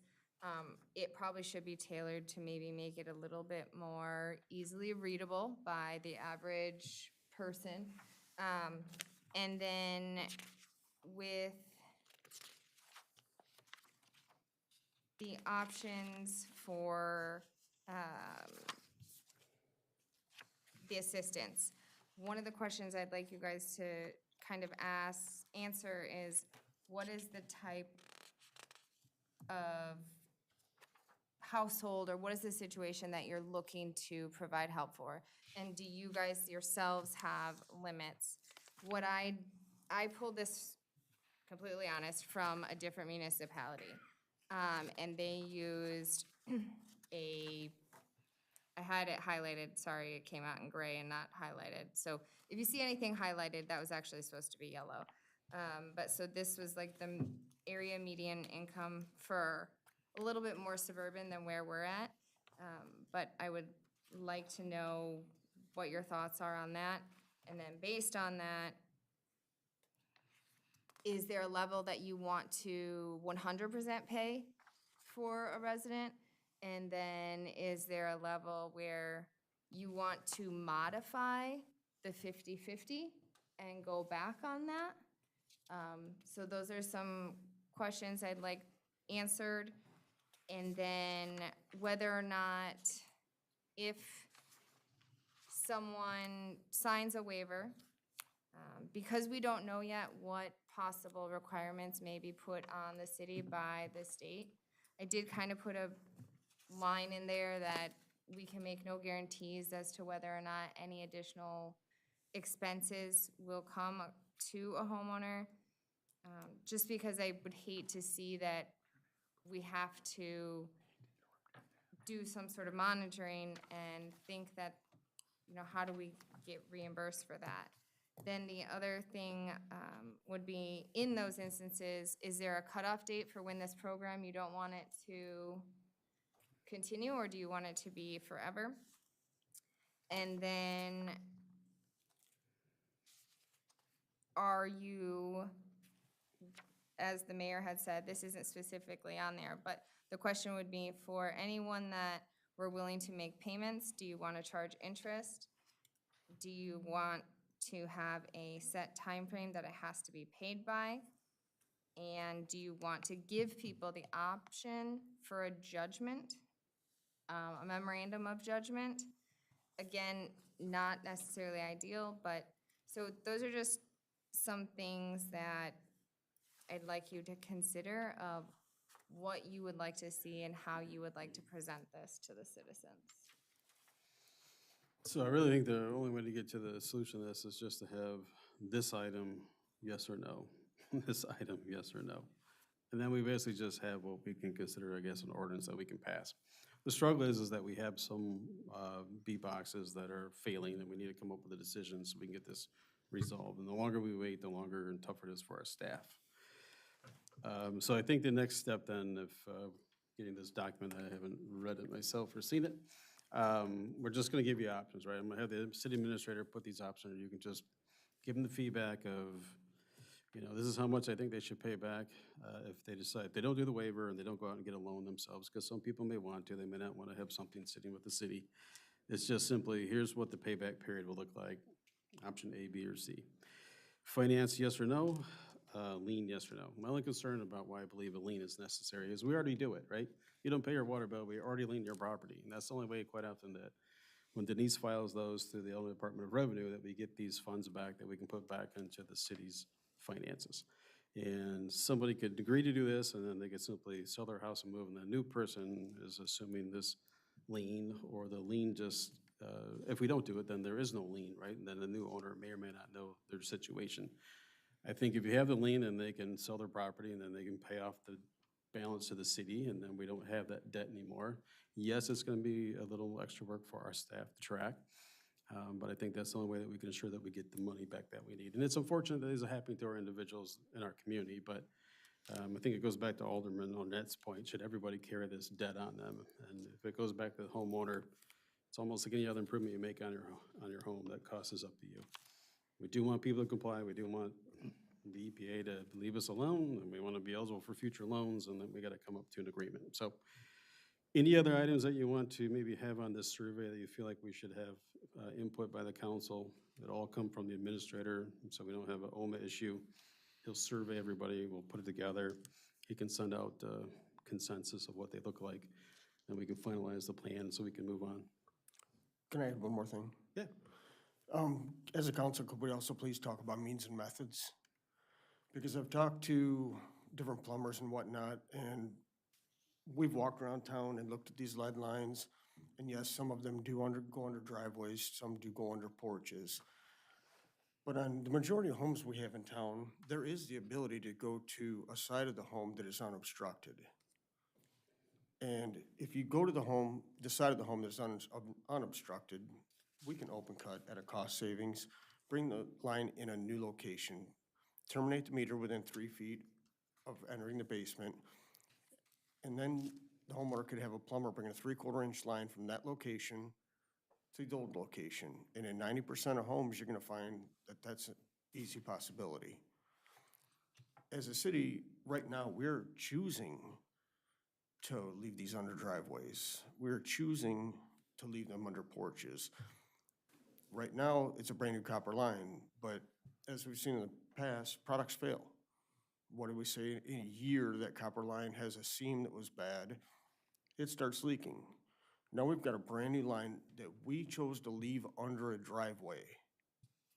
And I don't think that's the best way for us to be looking at this thing. Move the line to where it's an easier place to access. If something happens, you can dig it right back up there. I don't think we need to be putting them back into the hardest spot there possibly is to put them.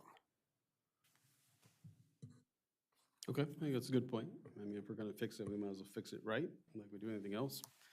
So let's put that on there. I know it likely may come with a little extra cost, right? The line might be longer, it may require some more plumbing, but that's the trade-off for having it at a more convenient location that's not obstructed in the future, right? There is something to that, if I may interject. The other thing to keep in mind, if you're relocating the plumbing inside the house, a lot of times you have grounding that's set up to that plumbing as well. So if you're disturbing the grounding within the house, you're gonna have to relocate the grounding and do testing on that too, where if you just reinstall it in the same location, you just reattach the grounding there, you don't have to worry about that. So just another expense that you might have to consider when if you move inside the house. It is viable to do. Sometimes it's beneficial to have a meter in a new location. There's other restoration items that may need to be considered inside the house because, you're coming in a new location. So I think you'd have to consider that on a case-by-case basis, is what we typically see. Some homes you don't have a preferred side. Some home, look at Doug Yingling's house. There's no way to get a tractor through that yard. Nor would I try to take a tractor through that yard. The fence, the bushes, the everything. There's no clear-cut way to get through it. We have several homes in town to where it's right there. And a lot of them, the length isn't any longer because a lot of times the water comes into the center of the foundation or whatnot. And even if there's a slight cost increase inside the home, the dramatic cost increase outside the home with open cutting versus directional boring is a considerable savings. And if we're sitting and looking at 400 to 600 homes, if we can save $2,000 per home open cutting, that's considerable savings to the taxpayers. Because at a certain time, our taxpayers, me, all of us included, we're gonna end up having to pay for this somehow if we don't get grants or something. We don't have a gold piggy bank somewhere, so anywhere we can try to find cost-cutting avenues, we've gotta be looking at those avenues. Yeah, I guess my point would be, I would definitely discuss this with the building inspector, because there are some unknowns when you get into each of these houses that will have to be considered to make sure you're not leaving it in less safe condition than it was previously. Well, as a licensed plumber, I don't possibly see how he could. I mean, literally all what we're doing, we're bringing a 1-inch line, hooking a water meter up, putting a 3/4-inch line into it. And as far as grounding, we're grounding to hot or cold water pipe anyways. You're grounding from city side across that meter. So I mean, any of that grounding is going to be done the second that line comes in anyways. So we're looking at $2,000 per home cost savings. 2,000 times 600 is a lot of money. And was that including though the fact that they may have to come back and replace the sidewalk for open trenching or anything that they may have to cut through a sidewalk farther Well, I into mean, the home? think about the cost of replacing 1 square sidewalk. 1 square sidewalk is a minimal cost. If it's only 1 square. Well, the thing is when you open trench, the bucket isn't overly wide. So I don't know why you would have to take out 3-4 squares of sidewalk for a bucket yay wide. I think the other easy discussion point on this is you let the contractors bid it, you know, directional drilling versus open cutting, right? And decide, have them tell you what the cost is gonna be both ways. Then you know you're getting the cheapest solution. Well, I know most contractors are gonna bid it the way that they're gonna make the most profit. I'm just trying to find the most profit savings for the residents is what I'm trying to do. Okay, so we can also add that onto the list. All right, any other items that the council wants to consider? Yeah, I think there should be something in there as far as the 100%, because I still believe that the fact that we gave it to all the Main Street residents, and that's the only reason that I pulled Main Street out, and I was okay doing that when we did that vote. I did the 50-50 was a suggestion for everybody in the community originally, because like I said months ago, nobody's got that money to pay for it themselves, even paying for half of it right now, the 50-50. So that's why I was originally on the 50-50, knowing that, yes, you can't, and it didn't matter to me how long it takes for them to pay it back. The fact that 2 weeks afterwards, we pulled Main Street out of that because they were already told one thing, and we didn't want to renege, we didn't want to look bad to them. We went ahead and did it. But I said then, and I'll say now, as far as I'm concerned, everybody else in the city of Sandwich should be getting it 100% free also. Okay, No, we can't afford it, but that's my thoughts on it, is that we should. Well, my thought We'll is add that as well. we need an exact number. We're all guesstimating here how many are lead line. Right. We need to get that water superintendent hired, get this thing running, And get a real number. and How many we have physically real- check. We can't have people in the city, doesn't matter who they are, full-time employee, a volunteer, whatever, we can't have somebody looking at the age of the house and determining whether or not it's a lead line because of the age of the house. Bingo. Need They to have be physically yes, I agree. checked. And we need to have an exact count. That sound impossible to me that we can't pull this off, to figure it out. You wouldn't think so, and then again, plan ahead, right? Yeah. So where's our next public service or project gonna be for a street or a road or whatever? We're gonna know what that area is. That should be first on the list as far as finding out what those lines are, so we're prepared. And we do have, not to kick the bucket down the road, which I'm always against, but we have a 10 years to get this done. From 27. Yes, from 27 on. And so we might have to budget so much and spread it out. Absolutely. And I'm assuming we're still looking for grants or low interest? You have submitted an application for another $40,000 with the government shutdown that got put on hiatus for a little bit. I would imagine you're gonna get that grant within the next few weeks. And you are eligible to keep submitting applications for more grants, as many as you want. Then it's just a matter of hiring the contractor and having them come in and providing the oversight to make sure that they're documenting everything properly, and that you feel confident in the information that you're getting. Thank you. And then I guess this goes back to Denise's point, because I've talked to Jeff about this, I've talked to Don about this, I've talked to Brad about it. Is an additional person in that water department, is 2 people in the water department is not enough. If we're gonna, realistically, we have to have this entire list into the state by 2027. It's November 27, I believe. And April? Well, it's not much time.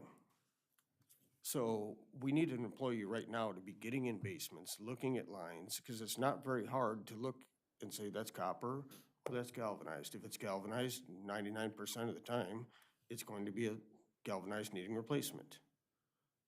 And we start documenting those homes. Granted, we're gonna find some out in the parkway to where there's a lead whip that we didn't know about that was from the main to the B-box or something like that. Those are unknowns, but let's get the knowns known right now. Let's get the list going right now. We need that additional employee as well as the water superintendent to hit the ground running and get this department back on its feet and running the way it should be. Okay, any other concerns, comments about that? I had one more. Yep. In reference to the signed waiver, looking through the proposed application form. I know if someone were to sign the waiver, they are then excluded from ever getting into any program that we have or whatever.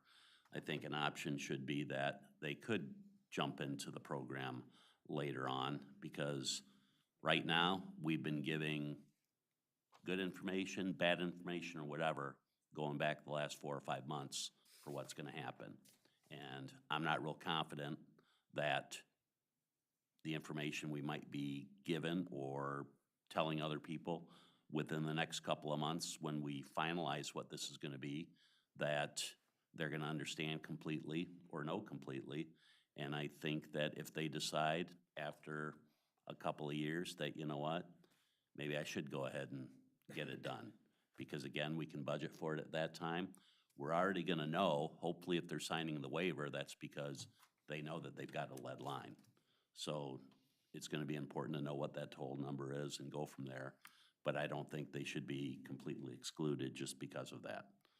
But that's only if we don't approve the 100% for the rest of the city, the same as Main Street.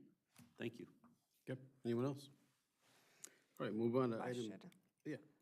Yeah, I just had a question about, where it says if they choose another contractor of their choice, then they don't get reimbursed. I just didn't know why that would be.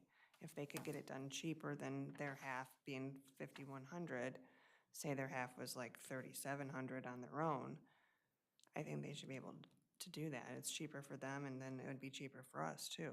Maybe it should be the other way, if they choose a contract that's more than the city's contractors. Like they want somebody else, they don't want any of the ones that we recommend or that we've got an agreement with. Maybe that's where that should be applicable, so we can review it. That definitely, I don't know exactly where you're looking, but that is certainly not the intention. I mean, everybody's got a guy. I always ask Fred like who his guy is. I think that'd be the case, like if Fred had a guy that he was more comfortable with doing the job for him and his property, and he decides to go with him, but he's $200 more, than the $200 falls on Fred. Because we all have This somebody. is a very, this is a rough Yeah. draft. This is. That's a good point. We'll look at that and see if that should be maybe worded the other way around. Okay, anything else? All right. Jeff, you want to go over item G? Those are potential changes to license and permits. This is as we prepare for our fees coming up in the next year. We're starting that conversation now. Good evening. As we've discussed in the past, we've talked about some fees and charges. I think it's an important part of the budget process to look at that on an annual basis, determine if they are where they should be, if they need to be relooked at. And quite honestly, we've got some that maybe could come off the list that are no longer really that relevant. I don't know how many menageries we've given permits for, but, or menagerie, I'm not even sure, but, you know, we've got some different things in there. I did include a document, and it looks like the notes that I had on it are not there. So I'm gonna have to send everybody a little bit more information and look at these things. One of the notes are there when you hover over the PDF. Okay. Just when you print it out, it's not there. Right. I know that there are some, I mean, the big ones are obviously gaming fees. I believe currently they're $125. Cigarette licenses, we did bounce those up, I believe, last year. The downtown parking passes, refuse collection. But there's a number of them that we've talked about, either individually or kind of brainstorming that would we want to look at. You know, whether we would want to charge a dumpster fee, a roll-off dumpster fee, storage unit fees. That was one thing that had come up as a question. We've got a lot of storage units in the community. Is that something we would want to try to manage? Business registration, I think at least to begin with, that would be worthwhile to have, even if we didn't collect a fee on it, just so we know what businesses are operating in our community, who to contact in an emergency, those types of things. That would be very helpful. We currently do contractor registration on cloud permit. We don't charge anything for it, but that's something we could talk about if we decided to do that. We talked about in our earlier discussion, registering landlords. You know, do we go ahead and, do we do that for free? Do we do that with a fee? That's a discussion. If we were going to do a rental inspection upon moving out, would there be a fee for something like that? We'd probably need to find a way to get someone to do those, but certainly things that we've talked about. One that's out there is short-term rentals. I don't have the ins and outs of that one, but a lot of people do the Airbnbs and things like that. Property, I don't want to say it the wrong way, Cassandra, property transfer tax or we can't do that because we're not home rule, but something so that we at least get notified when property does transfer.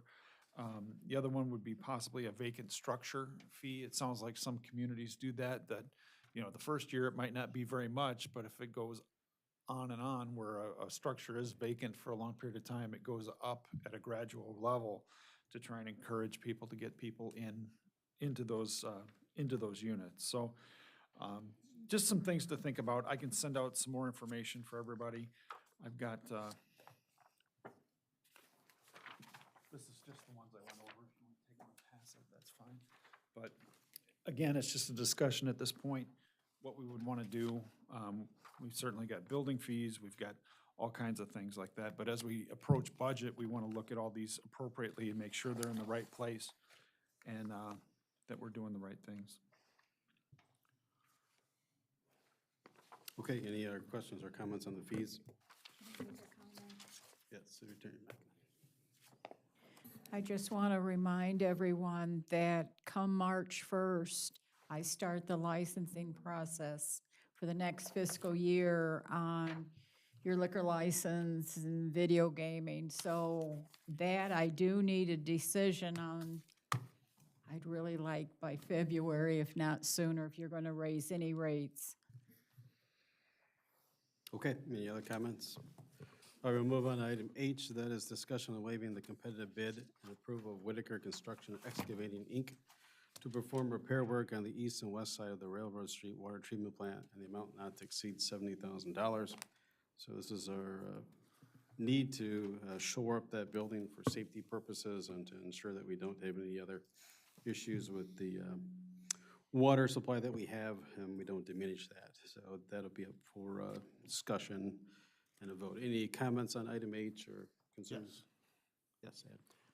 So what is proposed in our packet is a not to exceed amount. But when you read Whitaker's quote, in multiple locations, they state they will not do this for a not to exceed amount. They will do it time and materials only. I guess my thing with that is, you know, at a certain point, the city would have to decide if they were gonna continue, right? They're going to continue to check in with you. So, I guess, I don't know what the actual contract might look like that would be executed, or if it's just they want you to accept the quote. But I think the question is, does the city want to have them do it and then make a decision at around 75? Do they not want to do it with Whitaker? We need to get the building taken care of, but at no point can we sign anything with a contractor that is just an open book, checkbook for the city of Sandwich. Their quote is a clear, open checkbook for the city of Sandwich. Well, and I think that the language here is that we, the city, would not permit it to go greater than $70,000. And another question, Don and I were talking to Jeff about, and Fred and I have talked about it, and we're trying to keep the building from falling down, trying to keep weather off top of it. I mean, realistically, what's the possibility of taking a post-frame structure and building it around that building? We've done it in the past where we put structures around structures and then slowly take the one inside apart. After that building's taken apart, it has the insulation value right now for what it needs. After that structure was taken apart, then you could do the inside lining and insulation. You wouldn't want it in right now because taking the structure apart would destroy any of that. But what are the odds of us actually erecting a building around that building, keeping it safe, taking it down? Then we have a new building that our water plant is sitting in, and we move forward there. So the GTE building is a building over a building. So Steve, how would that fit into the long-range plans to take that well out of commission or cap it? I am not quite sure how exactly that would work. I know as far as a short-term solution, obviously, that would be quite a bit more expensive. The anticipation is that you need to treat well 3, right, for a long-term goal of the city. And that needs, because of the radium level there, that needs to have radium removal, and that requires the modifications to the Clark Street plant to add a filter with the radium removal equipment there. You're already sending well 1 down to that facility as well, and then you have well 2 that's being treated, I think I have it the right way, well 2 that's being treated at the Railroad Street plant right now. The thought is that you would simply, get the water from well 1 or 2, whatever it is, down to Clark Street to be treated by adding this additional filter so that you wouldn't need the Railroad Street facility at all anymore. And it would be more economical to not build another structure at Railroad Street and simply divert the water from Railroad Street with wells 1 and 2 down to Clark Street so everything could be treated there, which you already have to add treatment for the radium removal anyway. Well, all I'm saying is we're taking $75,000 and throwing good money after bad. We know this $75,000 is going nowhere except we're gonna pay for it in a year, year and a half, it's gone. Yeah, and I get your point. I think what Steve's trying to say is that building, if you put another building on top of that building, the building's not going to be needed at that location in the future. Right. So even if we built it now, then you're gonna have to demo the old building, which is gonna be a higher cost value. And then you're gonna still have a building there that's not gonna really serve anything. Correct. It would be more.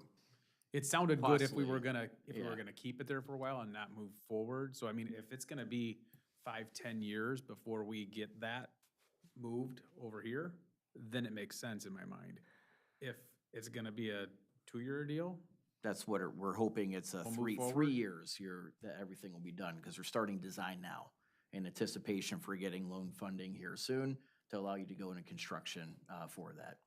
And at 3 years, we're looking at $75,000 this year. What's the cost next year? Because that building's gonna do nothing but deteriorate. So what, we another 75,000 next year, so we're at 150 as the point to where we could already put a building around it and been done. I mean, the only thing we've done over there is we've put shoring inside of it and we temp the roof. Other than that, we haven't put any other expenses into it. Right, But I think once it's properly shored up and properly supported and the roof is repaired, we'll be in a better position. And there's no guarantee. that 3 I want to years. be perfectly clear on that. This is not, nobody is going to guarantee that these repairs are going to last for 3 months, 3 years. That building is just, it's a disaster waiting to happen. This is to help prolong it as long as possible without any guarantee for how long it's going to last. But if you put a structure on the outside of it, it's certainly going to cost significantly more upfront for something that you're going to end up removing anyway in the future because you're not going to need that structure. Then why don't you just put something over it, like a carport, you know, just 4 posts and your roof? Well, because the building is still in danger of collapsing within it. But you're trying to save everything from being on top of it right now, so if you're putting something over it, that would just be like what you said. What she's put it saying over- is if you put something on top of it right now to keep the snow load off the current roof is what you're talking about, trying to save from falling in. It could fall in on its own without any load on top of it the way it currently is. So you're still, the recommendation is strongly to still keep doing, because the rafters of the building are no longer attached to the walls. It's literally being held up by the Jenga blocks that are in there right now, the cribbing. So, you know, without any additional supports going on there, the dead load of the roof is in danger of collapsing. Right, and just what takes me aback is when you said, so we spend $75,000, and at $75,000, nobody's even gonna say this thing's going to last 3 months. Correct? So, I mean, So are But- you saying it's more than just the roof, that the walls are collapsing too? There is nothing holding the walls to the roof. They're completely rotted. So covering up ain't gonna fix that? No. Fix that structure for strength, even if we try to keep Well, those. no, but what we had talked about before is building a building on top of that to keep it weather tight and then remove the roof and then start dismantling the walls. So taking the building apart once another building's around it. But that's gonna be hundreds of thousands of dollars to remove that. And Yeah. you're better off You have to putting the make it, money in you have to make it weather infrastructure tight to move it in to order Clark to Street. allow the demo of the old building, and that's gonna be well into 6 figures, yes. How much is it gonna cost if it fails completely in 3 months and everything all caves in anyway? Where are we at then? You're in a violation notice, which is you are using well 3, and then there's emergency provisions to try to get well 2 operational to bypass around the building, to send it down without having to go into the building. And that's another contract that's being worked up right now. There's an interconnect with Plano that's being discussed, and there's modifications to the well 2 raw piping in order to pipe it around the building to allow it to go down to the Clark Street plant without it going into Railroad Street. So we are planning ahead for Yes, failure?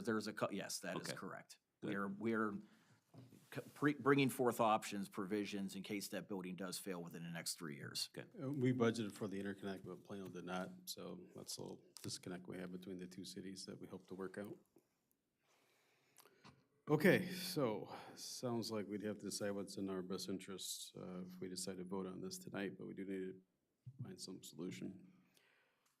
And I will just say, I really wish that there was a better solution that I was made aware of and at a lower cost. The cost did catch me by surprise a little bit, but after talking through it with a contractor and seeing the detail, obviously they spent working through this issue, I see where they're coming from.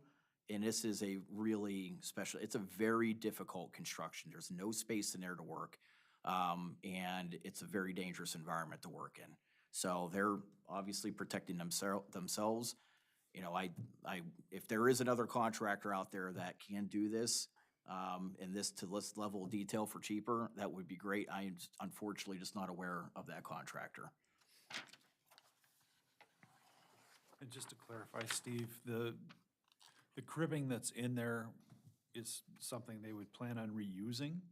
They would reuse the cribbing, enhance it with some more timbers to connect everything together, and basically make false walls on the inside of the existing walls, and then put tension rods around the outside to tie in the wall to the rafters and the cribbing. Okay, because we don't own that cribbing. That's the problem. And that was Yes. one of the questions that came up on our finance committee is, We already spent $9,500 for what's in there now. Yeah, correct. And you'd have to continue to use that, would be the anticipation, unfortunately. But to take that down at this point and, you know, give it back to that contractor and have this contractor, I mean, it's not gonna save you any money. Okay, so another issue we inherited. I'm just going to figure out how to solve it. All right, for the sake of time, I recommend that we don't discuss item K, low-speed vehicles, and we put that on to the next meeting. And items K to the next meeting. If council's fine with that, we'll move on with item I. No, well, I was gonna IJ say, I'm not K. sure which, I have low-speed vehicles, item I, and I have item K that has to do with bicycles, yeah. skateboards, and scooters. So then just, so Well- move, pass on those and just do a J. J will be the next item, if council's fine with that. It's already 9:20 at night, and we have a whole nother meeting to get through.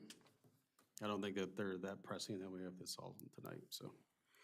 Okay, item J, this will be approval of Chief Senni to take actions necessary to begin the recruitment and testing process of possible candidates for the pending school resource officer vacancy due to retirement. Okay, so we discussed that, and we'll just have to vote our conscience on that at the next meeting. I have a question about that. Yes.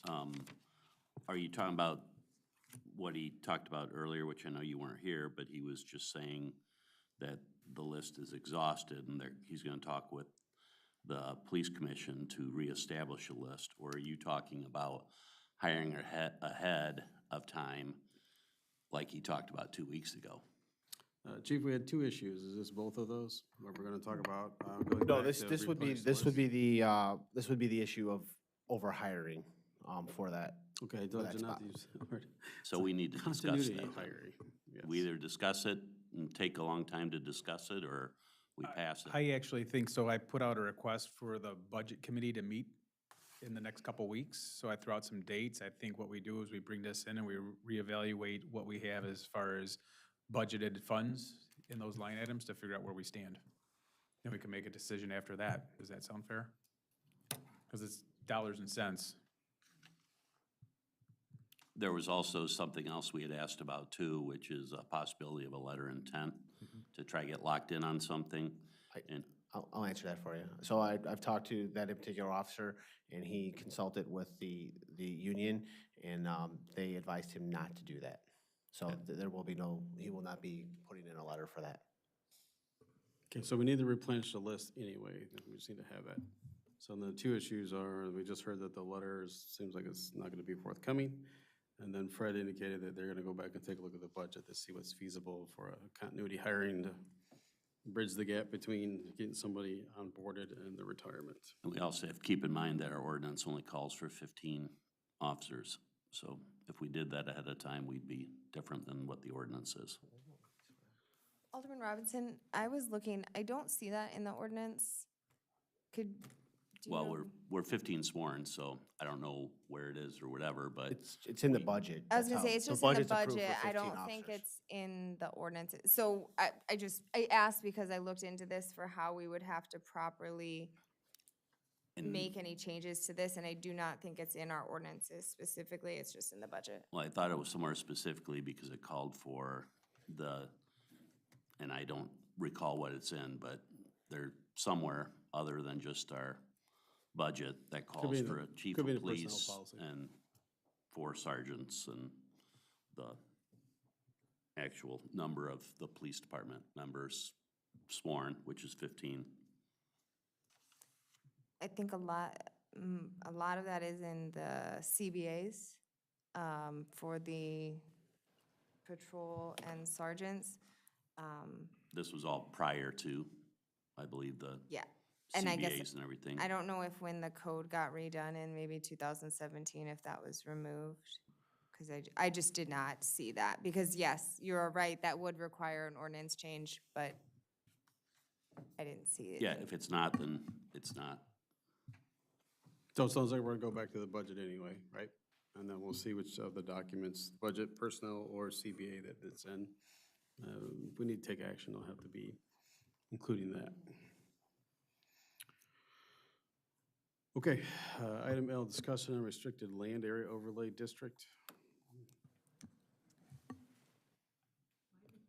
Why does this keep coming back? Be- to us? I mean, well, are we not getting the my right thing information is- all the time?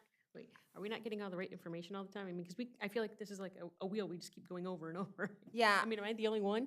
I guess my issue is, based on the last meeting, and I started to go about it, I was reading the minutes, and the minutes from the meeting where the ordinance was passed, and that there was discussion from council that you wanted a special use. And what I need to understand is, do you want a special use based on what the property will be used for? Or do you want a special use because you're concerned about the height of a building, no matter what the use is for? Correct. Because if it's that, then we don't need to do anything. So that's why That would be the end of it.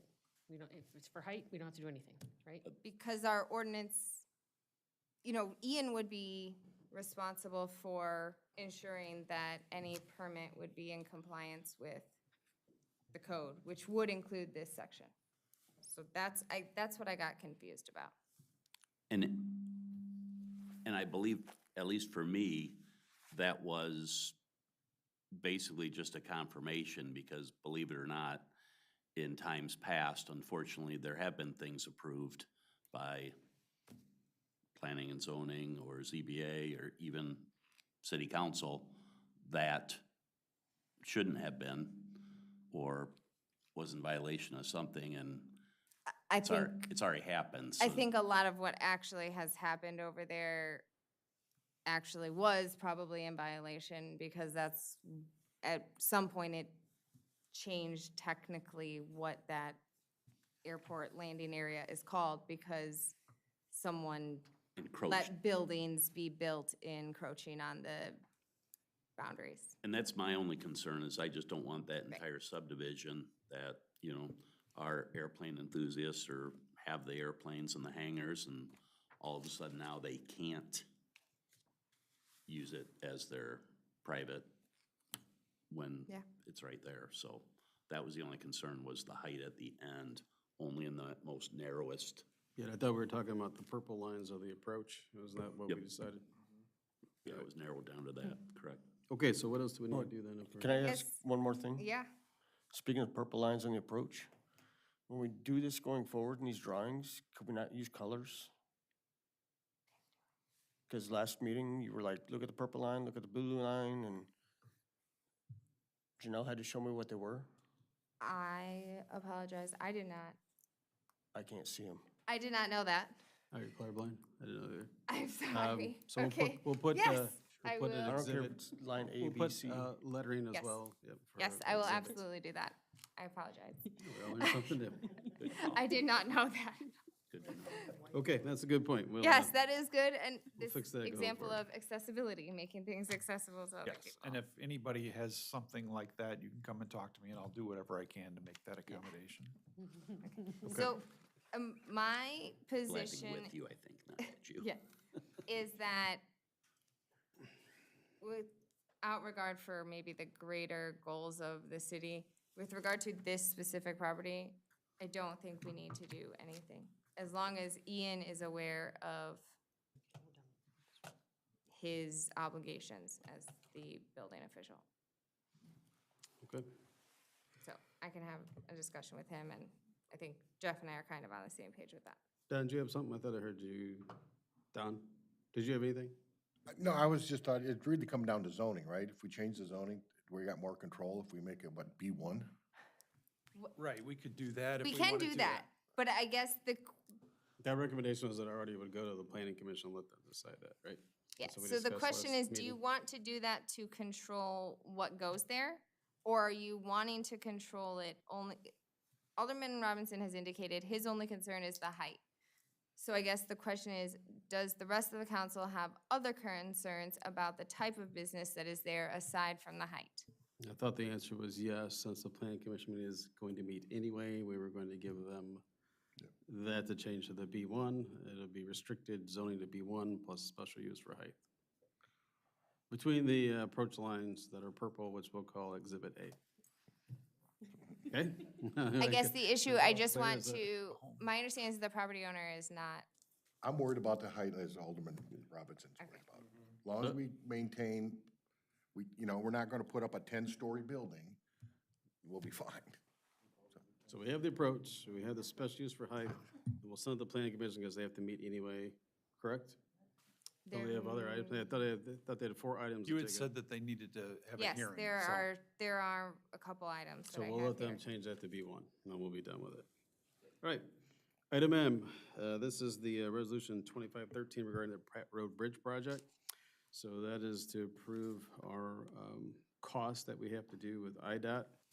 It just basically identifies our local fund amount and the source, so we'll vote on that tonight. New business, this is our annual ordinance 2516 that does the abating of the tax that's levied for 2025 to pay the debt service on the portion not to exceed the total of a 3.5 million general obligation bond. That's an alternative revenue source. This means we take those out of existing funds for the city. That is to basically pay the public service building debt. Item B is the resolution 2521 regarding the law enforcement embedding a social worker agreement in the Behavioral Foundation. That's an agreement doing business as Northwestern Medicine Ben and Gordon Center.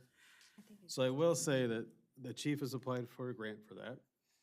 I would ask that when you think about FLOC and you think about this, that we consider those pilot programs, which means that if you do approve it and we decide we want to renew them, the chief has to come back with evidence, data, good, bad, for us to review. That'll help us make an informed decision if we want to carry on with those 2 projects. So I think if you decide to do the FLOC cameras, we'll need to come back and give proof of evidence that it's working to justify renewing it. Same thing with the social worker. The chief can report back of the success or failure of the social worker as it pertains to employees and the community, and there's a community benefit. And then we can decide in the budget process if you want to continue on with that as well. So it just approves it for this year with the grant. I have 2 questions about that. Yes. One, I did see in the contract or the agreement, part of it with the compensation, and I know it says that obviously the city doesn't owe anything up front, but at some point we are going to get billed for the $25,000. Is that going to be the grant money? Is that going to be additional or different money that the city is going to be obligated to pay? So the grant is going to give 2 disbursements. The first one should be coming sometime in this month, and the second one should be coming in December. So by December of this year, the city will have received the $25,000. So it'll work very similar to, I'll say, the retention grant, where we got the money up front, and then they will bill us, and the money will come, we will pay them out of that fund. Okay, and if it continues after 1 year, then? If it continues after 1 year, the grant is only for 1 year. There is the potential that I could reapply for the grant, but however, talking to the county board, their funding is being restricted, so there might not be as much money there for that. So that may be something that we have to talk about when budget time comes for that. But we went in 2026 to 2027 budget, we wouldn't have to fund that program for the entire year because our agreement goes until September 30th of 2026. So then we would only have the remaining months of that to potentially budget for the 2026, 2027 budget year. Okay. My other question was, in that agreement, I also saw certain things that the city would be responsible for, and it talked about police protective equipment, use of an office, availability to be able to use a phone, that kind of stuff. But police protective equipment, my question with that is, we're not purchasing a vest, are we? We are not. If anything, we have, I'm just thinking right now, we have a vest that's actually sitting out that potentially could be used in a purpose, for that purpose, but we are not purchasing a vest. Perfect. That was my question. I didn't want us to go to that expense for something like that. And I like the idea of using something that is newish, a vest that somebody that left the department that is here, and any vest is better than no vest, so. Correct. Thank you, sir. My only concern is somewhere in the documentation, can we clearly state that the grant will be paying for it this year? It's actually in the, I have an email for that, so I could forward the email to it, but I mean, it's being paid for in this year, correct? No, I mean, when we do this ordinance resolution or whatever, clearly state inside. Oh, you of want it. to identify the funding source? What's that? You want to identify the funding source? In the resolution? Yes. Yeah. Yeah, we can definitely do that. Can amend it. I will say, I don't think that we're actually ready to pass this tonight. We got it, we reviewed it, made some comments, and it's been sent back for them to review. So this is the current iteration, and we'll keep the council apprised of any changes suggested by the county. Okay, any other comments on the behavioral agreement? All right, item C is our meeting dates for 2026. As you know, by statute, we have to approve those, and we have to post those and put those in publication. So there's no objections, you'll be able to vote on that. Same thing with the designated city holidays, which also fall into most of our collective bargaining agreements. Puts us at item E, discussion and potential service agreement with EI for development plans. And what this is, what we talked about was for well 2 to be able to run piping so that we could run raw water from well 2 at the Railroad Street plant to the Clark Street plant in the instance that that structure became unusable. The other part of this is we have had preliminary discussions with the city of Plano about down the road being able to do an interconnect. That's also included in this. But the primary thing for us at this point in time is really to be able to make sure that we can get the raw water from well 2 over to Clark Street so we can treat that in the case that we needed to in an emergency. And this is the amount not to exceed $25,000? Correct. All right, okay. I do have questions. So as far as getting the raw water from 2 over to Clark Street, ultimately interconnecting those was going to be part of the plan anyways. And I would have figured that the interconnection of those two should have been part of the $308,000 that we just passed for water treatment plant improvements and whatnot at a previous meeting. Interconnecting those, I would have figured 308 would have covered that. That was a different plan of how that was gonna be done. That was assuming everything was gonna be demoed and it would be an open site for the connection. This is looking at rerouting the water main around the building and connected it on the front. There's gonna be quite a bit of additional research that's gonna have to be done in order to figure out how that connection is gonna be around the building there. You know, we will look, because there is going to be some overlap between the projects. We will take that into account with the previous contract we had. That this whole situation came about after that PSA was already approved, right? So it's different scope, but we acknowledge that there is a little bit of overlap with some of the scope items.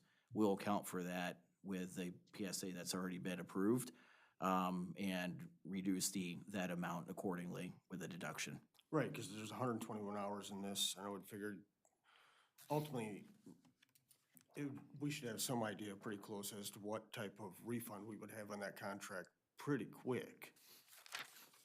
Well, once we get into it, we will, correct. The other thing is that the number of hours there includes both the reroute of well 2 and also the interconnect.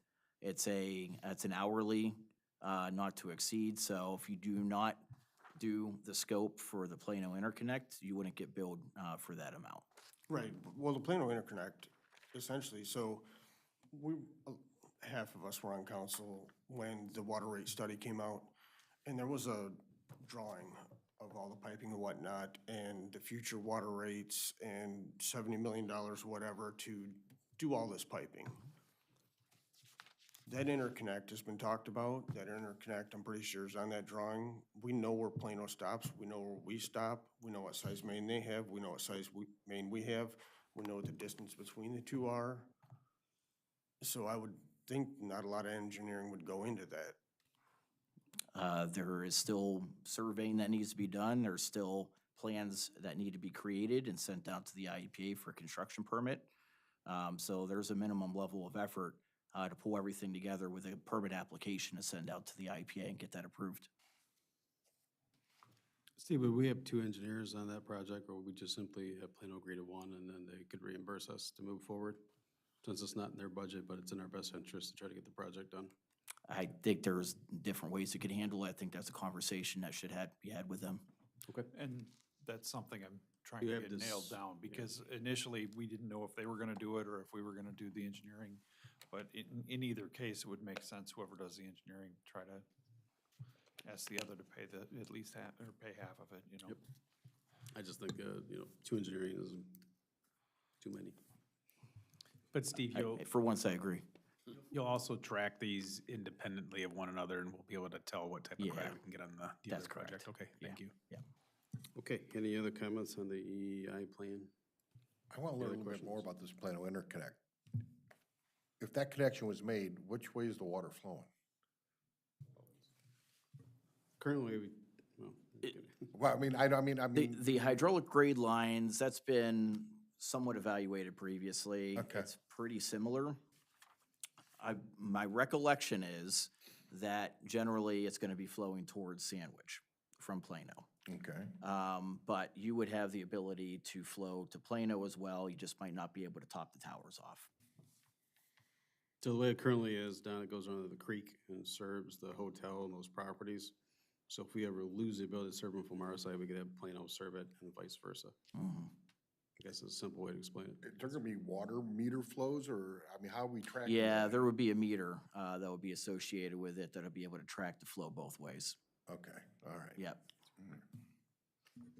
So we both have something to gain from it. that's exactly right. The other thing is you'd have, each operator would need to be out there, right? You have a valve on each side. So, you have both communities that are responsible, both out there at the same time, making that connection open into valves. Okay, any other questions? All right, Alderperson reports. Alderman Arnett, I have nothing right now. Alderman Chun, I have nothing right now. Alderman Danko. One small thing, I don't know if you saw Jeff's admin report, but he had some drawings in there that I think you should look at and think about for the budget process for next year, fiscal year, regarding moving those offices there over to the annex. And that will solve the issue. We can put in a window and secure the employees where they're not secure now. It's just a matter, I think you should look at them so we can talk about it. So, Okay. that's all I have. Okay, Alderwoman Erickson. I just want to discuss real quick about leaf pickup at 5 o'clock in the morning. I think that if we're going to do that and they think it's necessary, which I don't think it's necessary at 5 o'clock in the morning, I think we push it to 6:30 at least. I guess I have to talk to staff and see how that fits in their schedule. My opinion is I emailed it to Alderman Inman. It's inconvenience, I get that, but only happens a couple times of the year. And my understanding is they do that early to get the major routes done, so they're not blocking traffic or bus pickup. They get those done, then come back to the side streets. I was in my office today, and the city of Geneva came and picked up Bless you. leaves around my building. I couldn't hear anything for about 2 or 3 minutes, but I get the fact that that's early. And that also frees them up to get to the other projects and then come back on the leaves. It's not, I think my email, they said, well, then we're Courteous, gonna be worried just- about trains, delivery trucks, I trash don't think we have to do trucks. that. I think all we have to do is just say, can you do it at 6:30? It's not a big deal. It's 6:30. I haven't gotten, in a very long time, so many phone calls and emails about this. How many did you get? Because I had like 2. I had 7, Well, but they came down Main Street. And to be honest with you, my only concern isn't really have to do with the timing, but it's the darkness, because I preached all along, We should not be picking up leaves in the dark. Isn't that how we Ev- wrecked our machine before? And the reason being, you know, when we first started leaf pickup, we had 3 people doing it. We had the person driving the truck, the person operating the vacuum, and we had a person on foot That would rake or that would help rake and kind of prevent stuff. Like everybody else, manpower, we can't afford to have 3 people doing it. So we have 2 people. But that's more of a reason not to do it in the dark, because you don't know what you're sucking up. It's the exact same reason why we don't do it in the springtime, because if we did leaves in the springtime that didn't get picked up in the fall, you're gonna have all that stuff that the snowplows have been pushing to the shoulders. You're gonna have rebar, brick, anything else, and as soon as it gets damaged, we're down and we're not picking it up. And that's an expensive piece of equipment, so. I think rebar was the last one we had. I don't think you'd see that in daylight or darkness. I mean, it's rebar, it's gonna sink the bottom of the leaves, but Well, I think we'll ask our superintendent to give us an explanation of why that fits best with their work schedule. And if we could possibly move the time frame that we do this, meaning like 2 weeks later, instead of the 2 weeks that we're doing it now, can we push it back 2 weeks? Well, I still think if they need to extend it, because Well, yeah, because the leaves are still on the trees. leaves are still on the tree, I mean, you extend it, you know, it's tentative to be done the week of Thanksgiving, I believe, so we're doing it in the entire month of November. But we've done that in the past, years past, where if we need to extend it, we've gone December. It really just depends on the snow and things like that. Yeah, we adjusted it because of weather too. Yeah. But we'll ask our superintendent to give us his justification of that. Right, from what I understand, next week they're not going to do it. They've got asphalt they've got to do before the asphalt plant closes, and then they're Potholes. hoping to do one after that possibly. So does that line up with what you've heard, Matt? Yeah, I was just talking to Nick today, and that's the situation. They are short on people, and they are covering for the water department with all the water main breaks and everything else that they've been doing. The tree trimmings, we Lead just went over lines. the bucket truck getting fixed. They were doing tree trimmings, they had to stop that because the bucket truck broke. These guys are being overworked. They can't keep up with everything you guys are demanding. So they try to find another way to do it, and what do? You get on them for it. What my constituents are asking me to do. All So right, that's why I'm then we getting on. stop the leaf program. Stop the leaf program. Well, I'm Let not the saying that's- homeowners figure it out. We're saying doing that's this the for solution. free. I'm not saying that's the solution, but I'm not saying that it's a necessity that we have to pick it up at 5 o'clock in the morning. Yeah, so we pick them up because everybody used to burn them, and that was the solution. Right. Well, we can just put it on the homeowner. Let them figure it out. It's free. Well, let's see what Nick says Simple. about the schedule, because, I mean, they do the street sweeper at the same time in the morning, do that because the cars aren't there, but. Like, I have garbage service that comes at 5 in the morning. They go to businesses at 5 in the morning. Local bars, all you hear is beer bottles banging in dumpsters. Oh, look, there's a train at 5 in the morning. What are we gonna stop? We can't. I'm just repeating what my I constituents get wanted it. me to do. I So get it, that's what I'm but doing. I'll ask what the schedule is. we can't make in everyone November. happy either. I'm not saying to. I'm just saying that I want to just move it back a little bit. Not saying not to do it, move it back an hour and a half, and then possibly move the time frame back 2 weeks if we can do that. That's what I'm asking. I'm not asking them not to do their job, not anything like that. Of course, do you have anything else? I will ask him that question. Okay. Janelle, Alderman Inman? I'm just piggybacking off of Karsta's, or Alderwoman Erickson's thing. Mine was the same thing with everything else, so, but we emailed as well, so. Yeah, I didn't give you a great answer, but it's the answer. Oh, no, I know, I mean, I know, I'm just. I think if Rich and I look back over the leaves in our careers. It was just the complaints I was getting, so I was just trying to, I you get know, it. make everybody happy. Yep. Okay, anything else? All right, Alderman Ketchum, Nothing. Alderman Cranbrink? Oh, let's bring something up fun, why don't we? Christmas gifts. Do we have a decision made this year, or what's gonna happen with that, so we don't get into some kind of snafu right before the holidays and make everybody ornerier than the Grinch? All right, I'll just cut to the chase. Rich says gift cards. Yes, sir? Jeff would like to buy them shirts, so we have matching apparel. And then I always provide a lunch. I think if you got those 3 choices, council, you just pick one and then we can be done with it. So all you'd have to do is ask for the December, is that 1st? Is that our next Monday? Yes. That gives time to pass that. Whoever wants to take it up, put it on the agenda, we'll vote, and we can be done with it. And if any of the new aldermen need questions answered as far as what we've done for approximately the last 8 or 9 or 10 years. I'd be more than happy to tell you.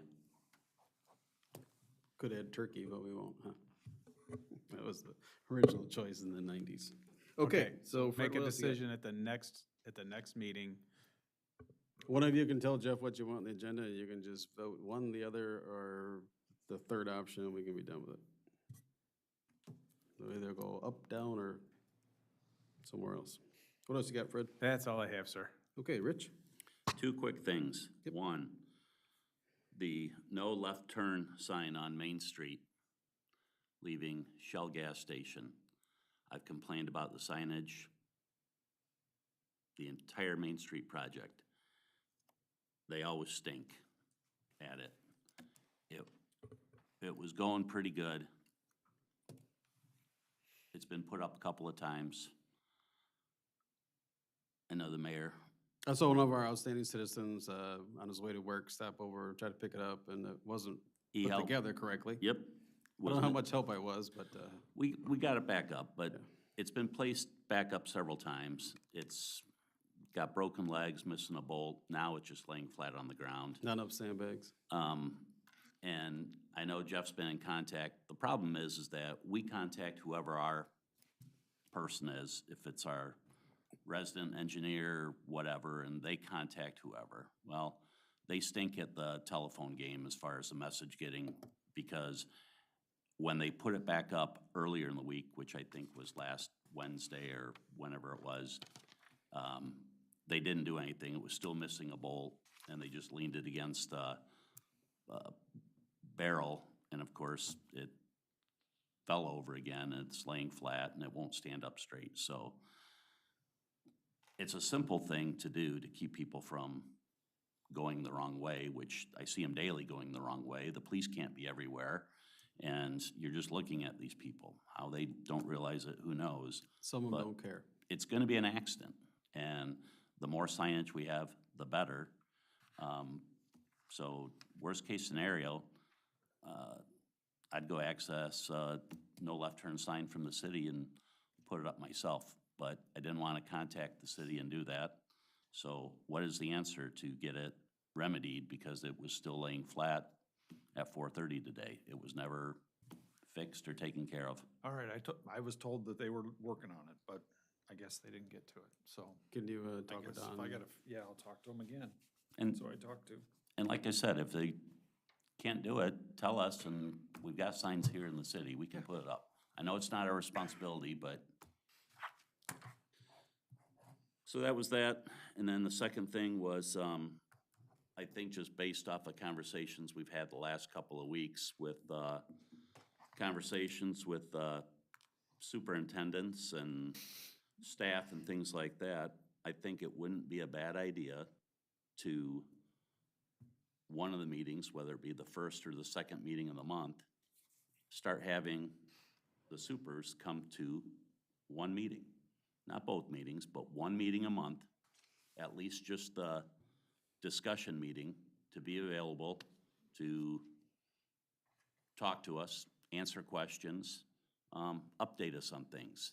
It's nice to get updates from Jeff, but even Jeff's not gonna have the specifics or the whatever that we might want answers to. What's going on with the street department, water department, the wastewater treatment plant. So that's just a suggestion.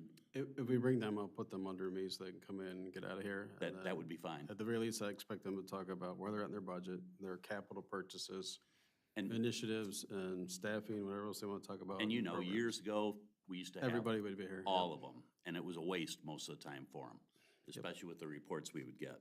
But, you know, it was, I think, under Mayor Olson that he excluded a lot of them from coming to certain meetings because there was no need and it was a waste. But with just discussions and things we've been talking about lately, it might help every once in a while.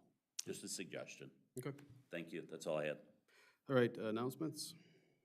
I think they're on the next meeting agenda. Audience comments? Motion to adjourn. Yes, sir. Motion by Alderman Robinson, second by Alderwoman Erickson. All in favor signify by saying aye. Aye. Okay, that meeting is adjourned. How quick of a break do you need so we can press on? 3 hours. 3 hours. I was just gonna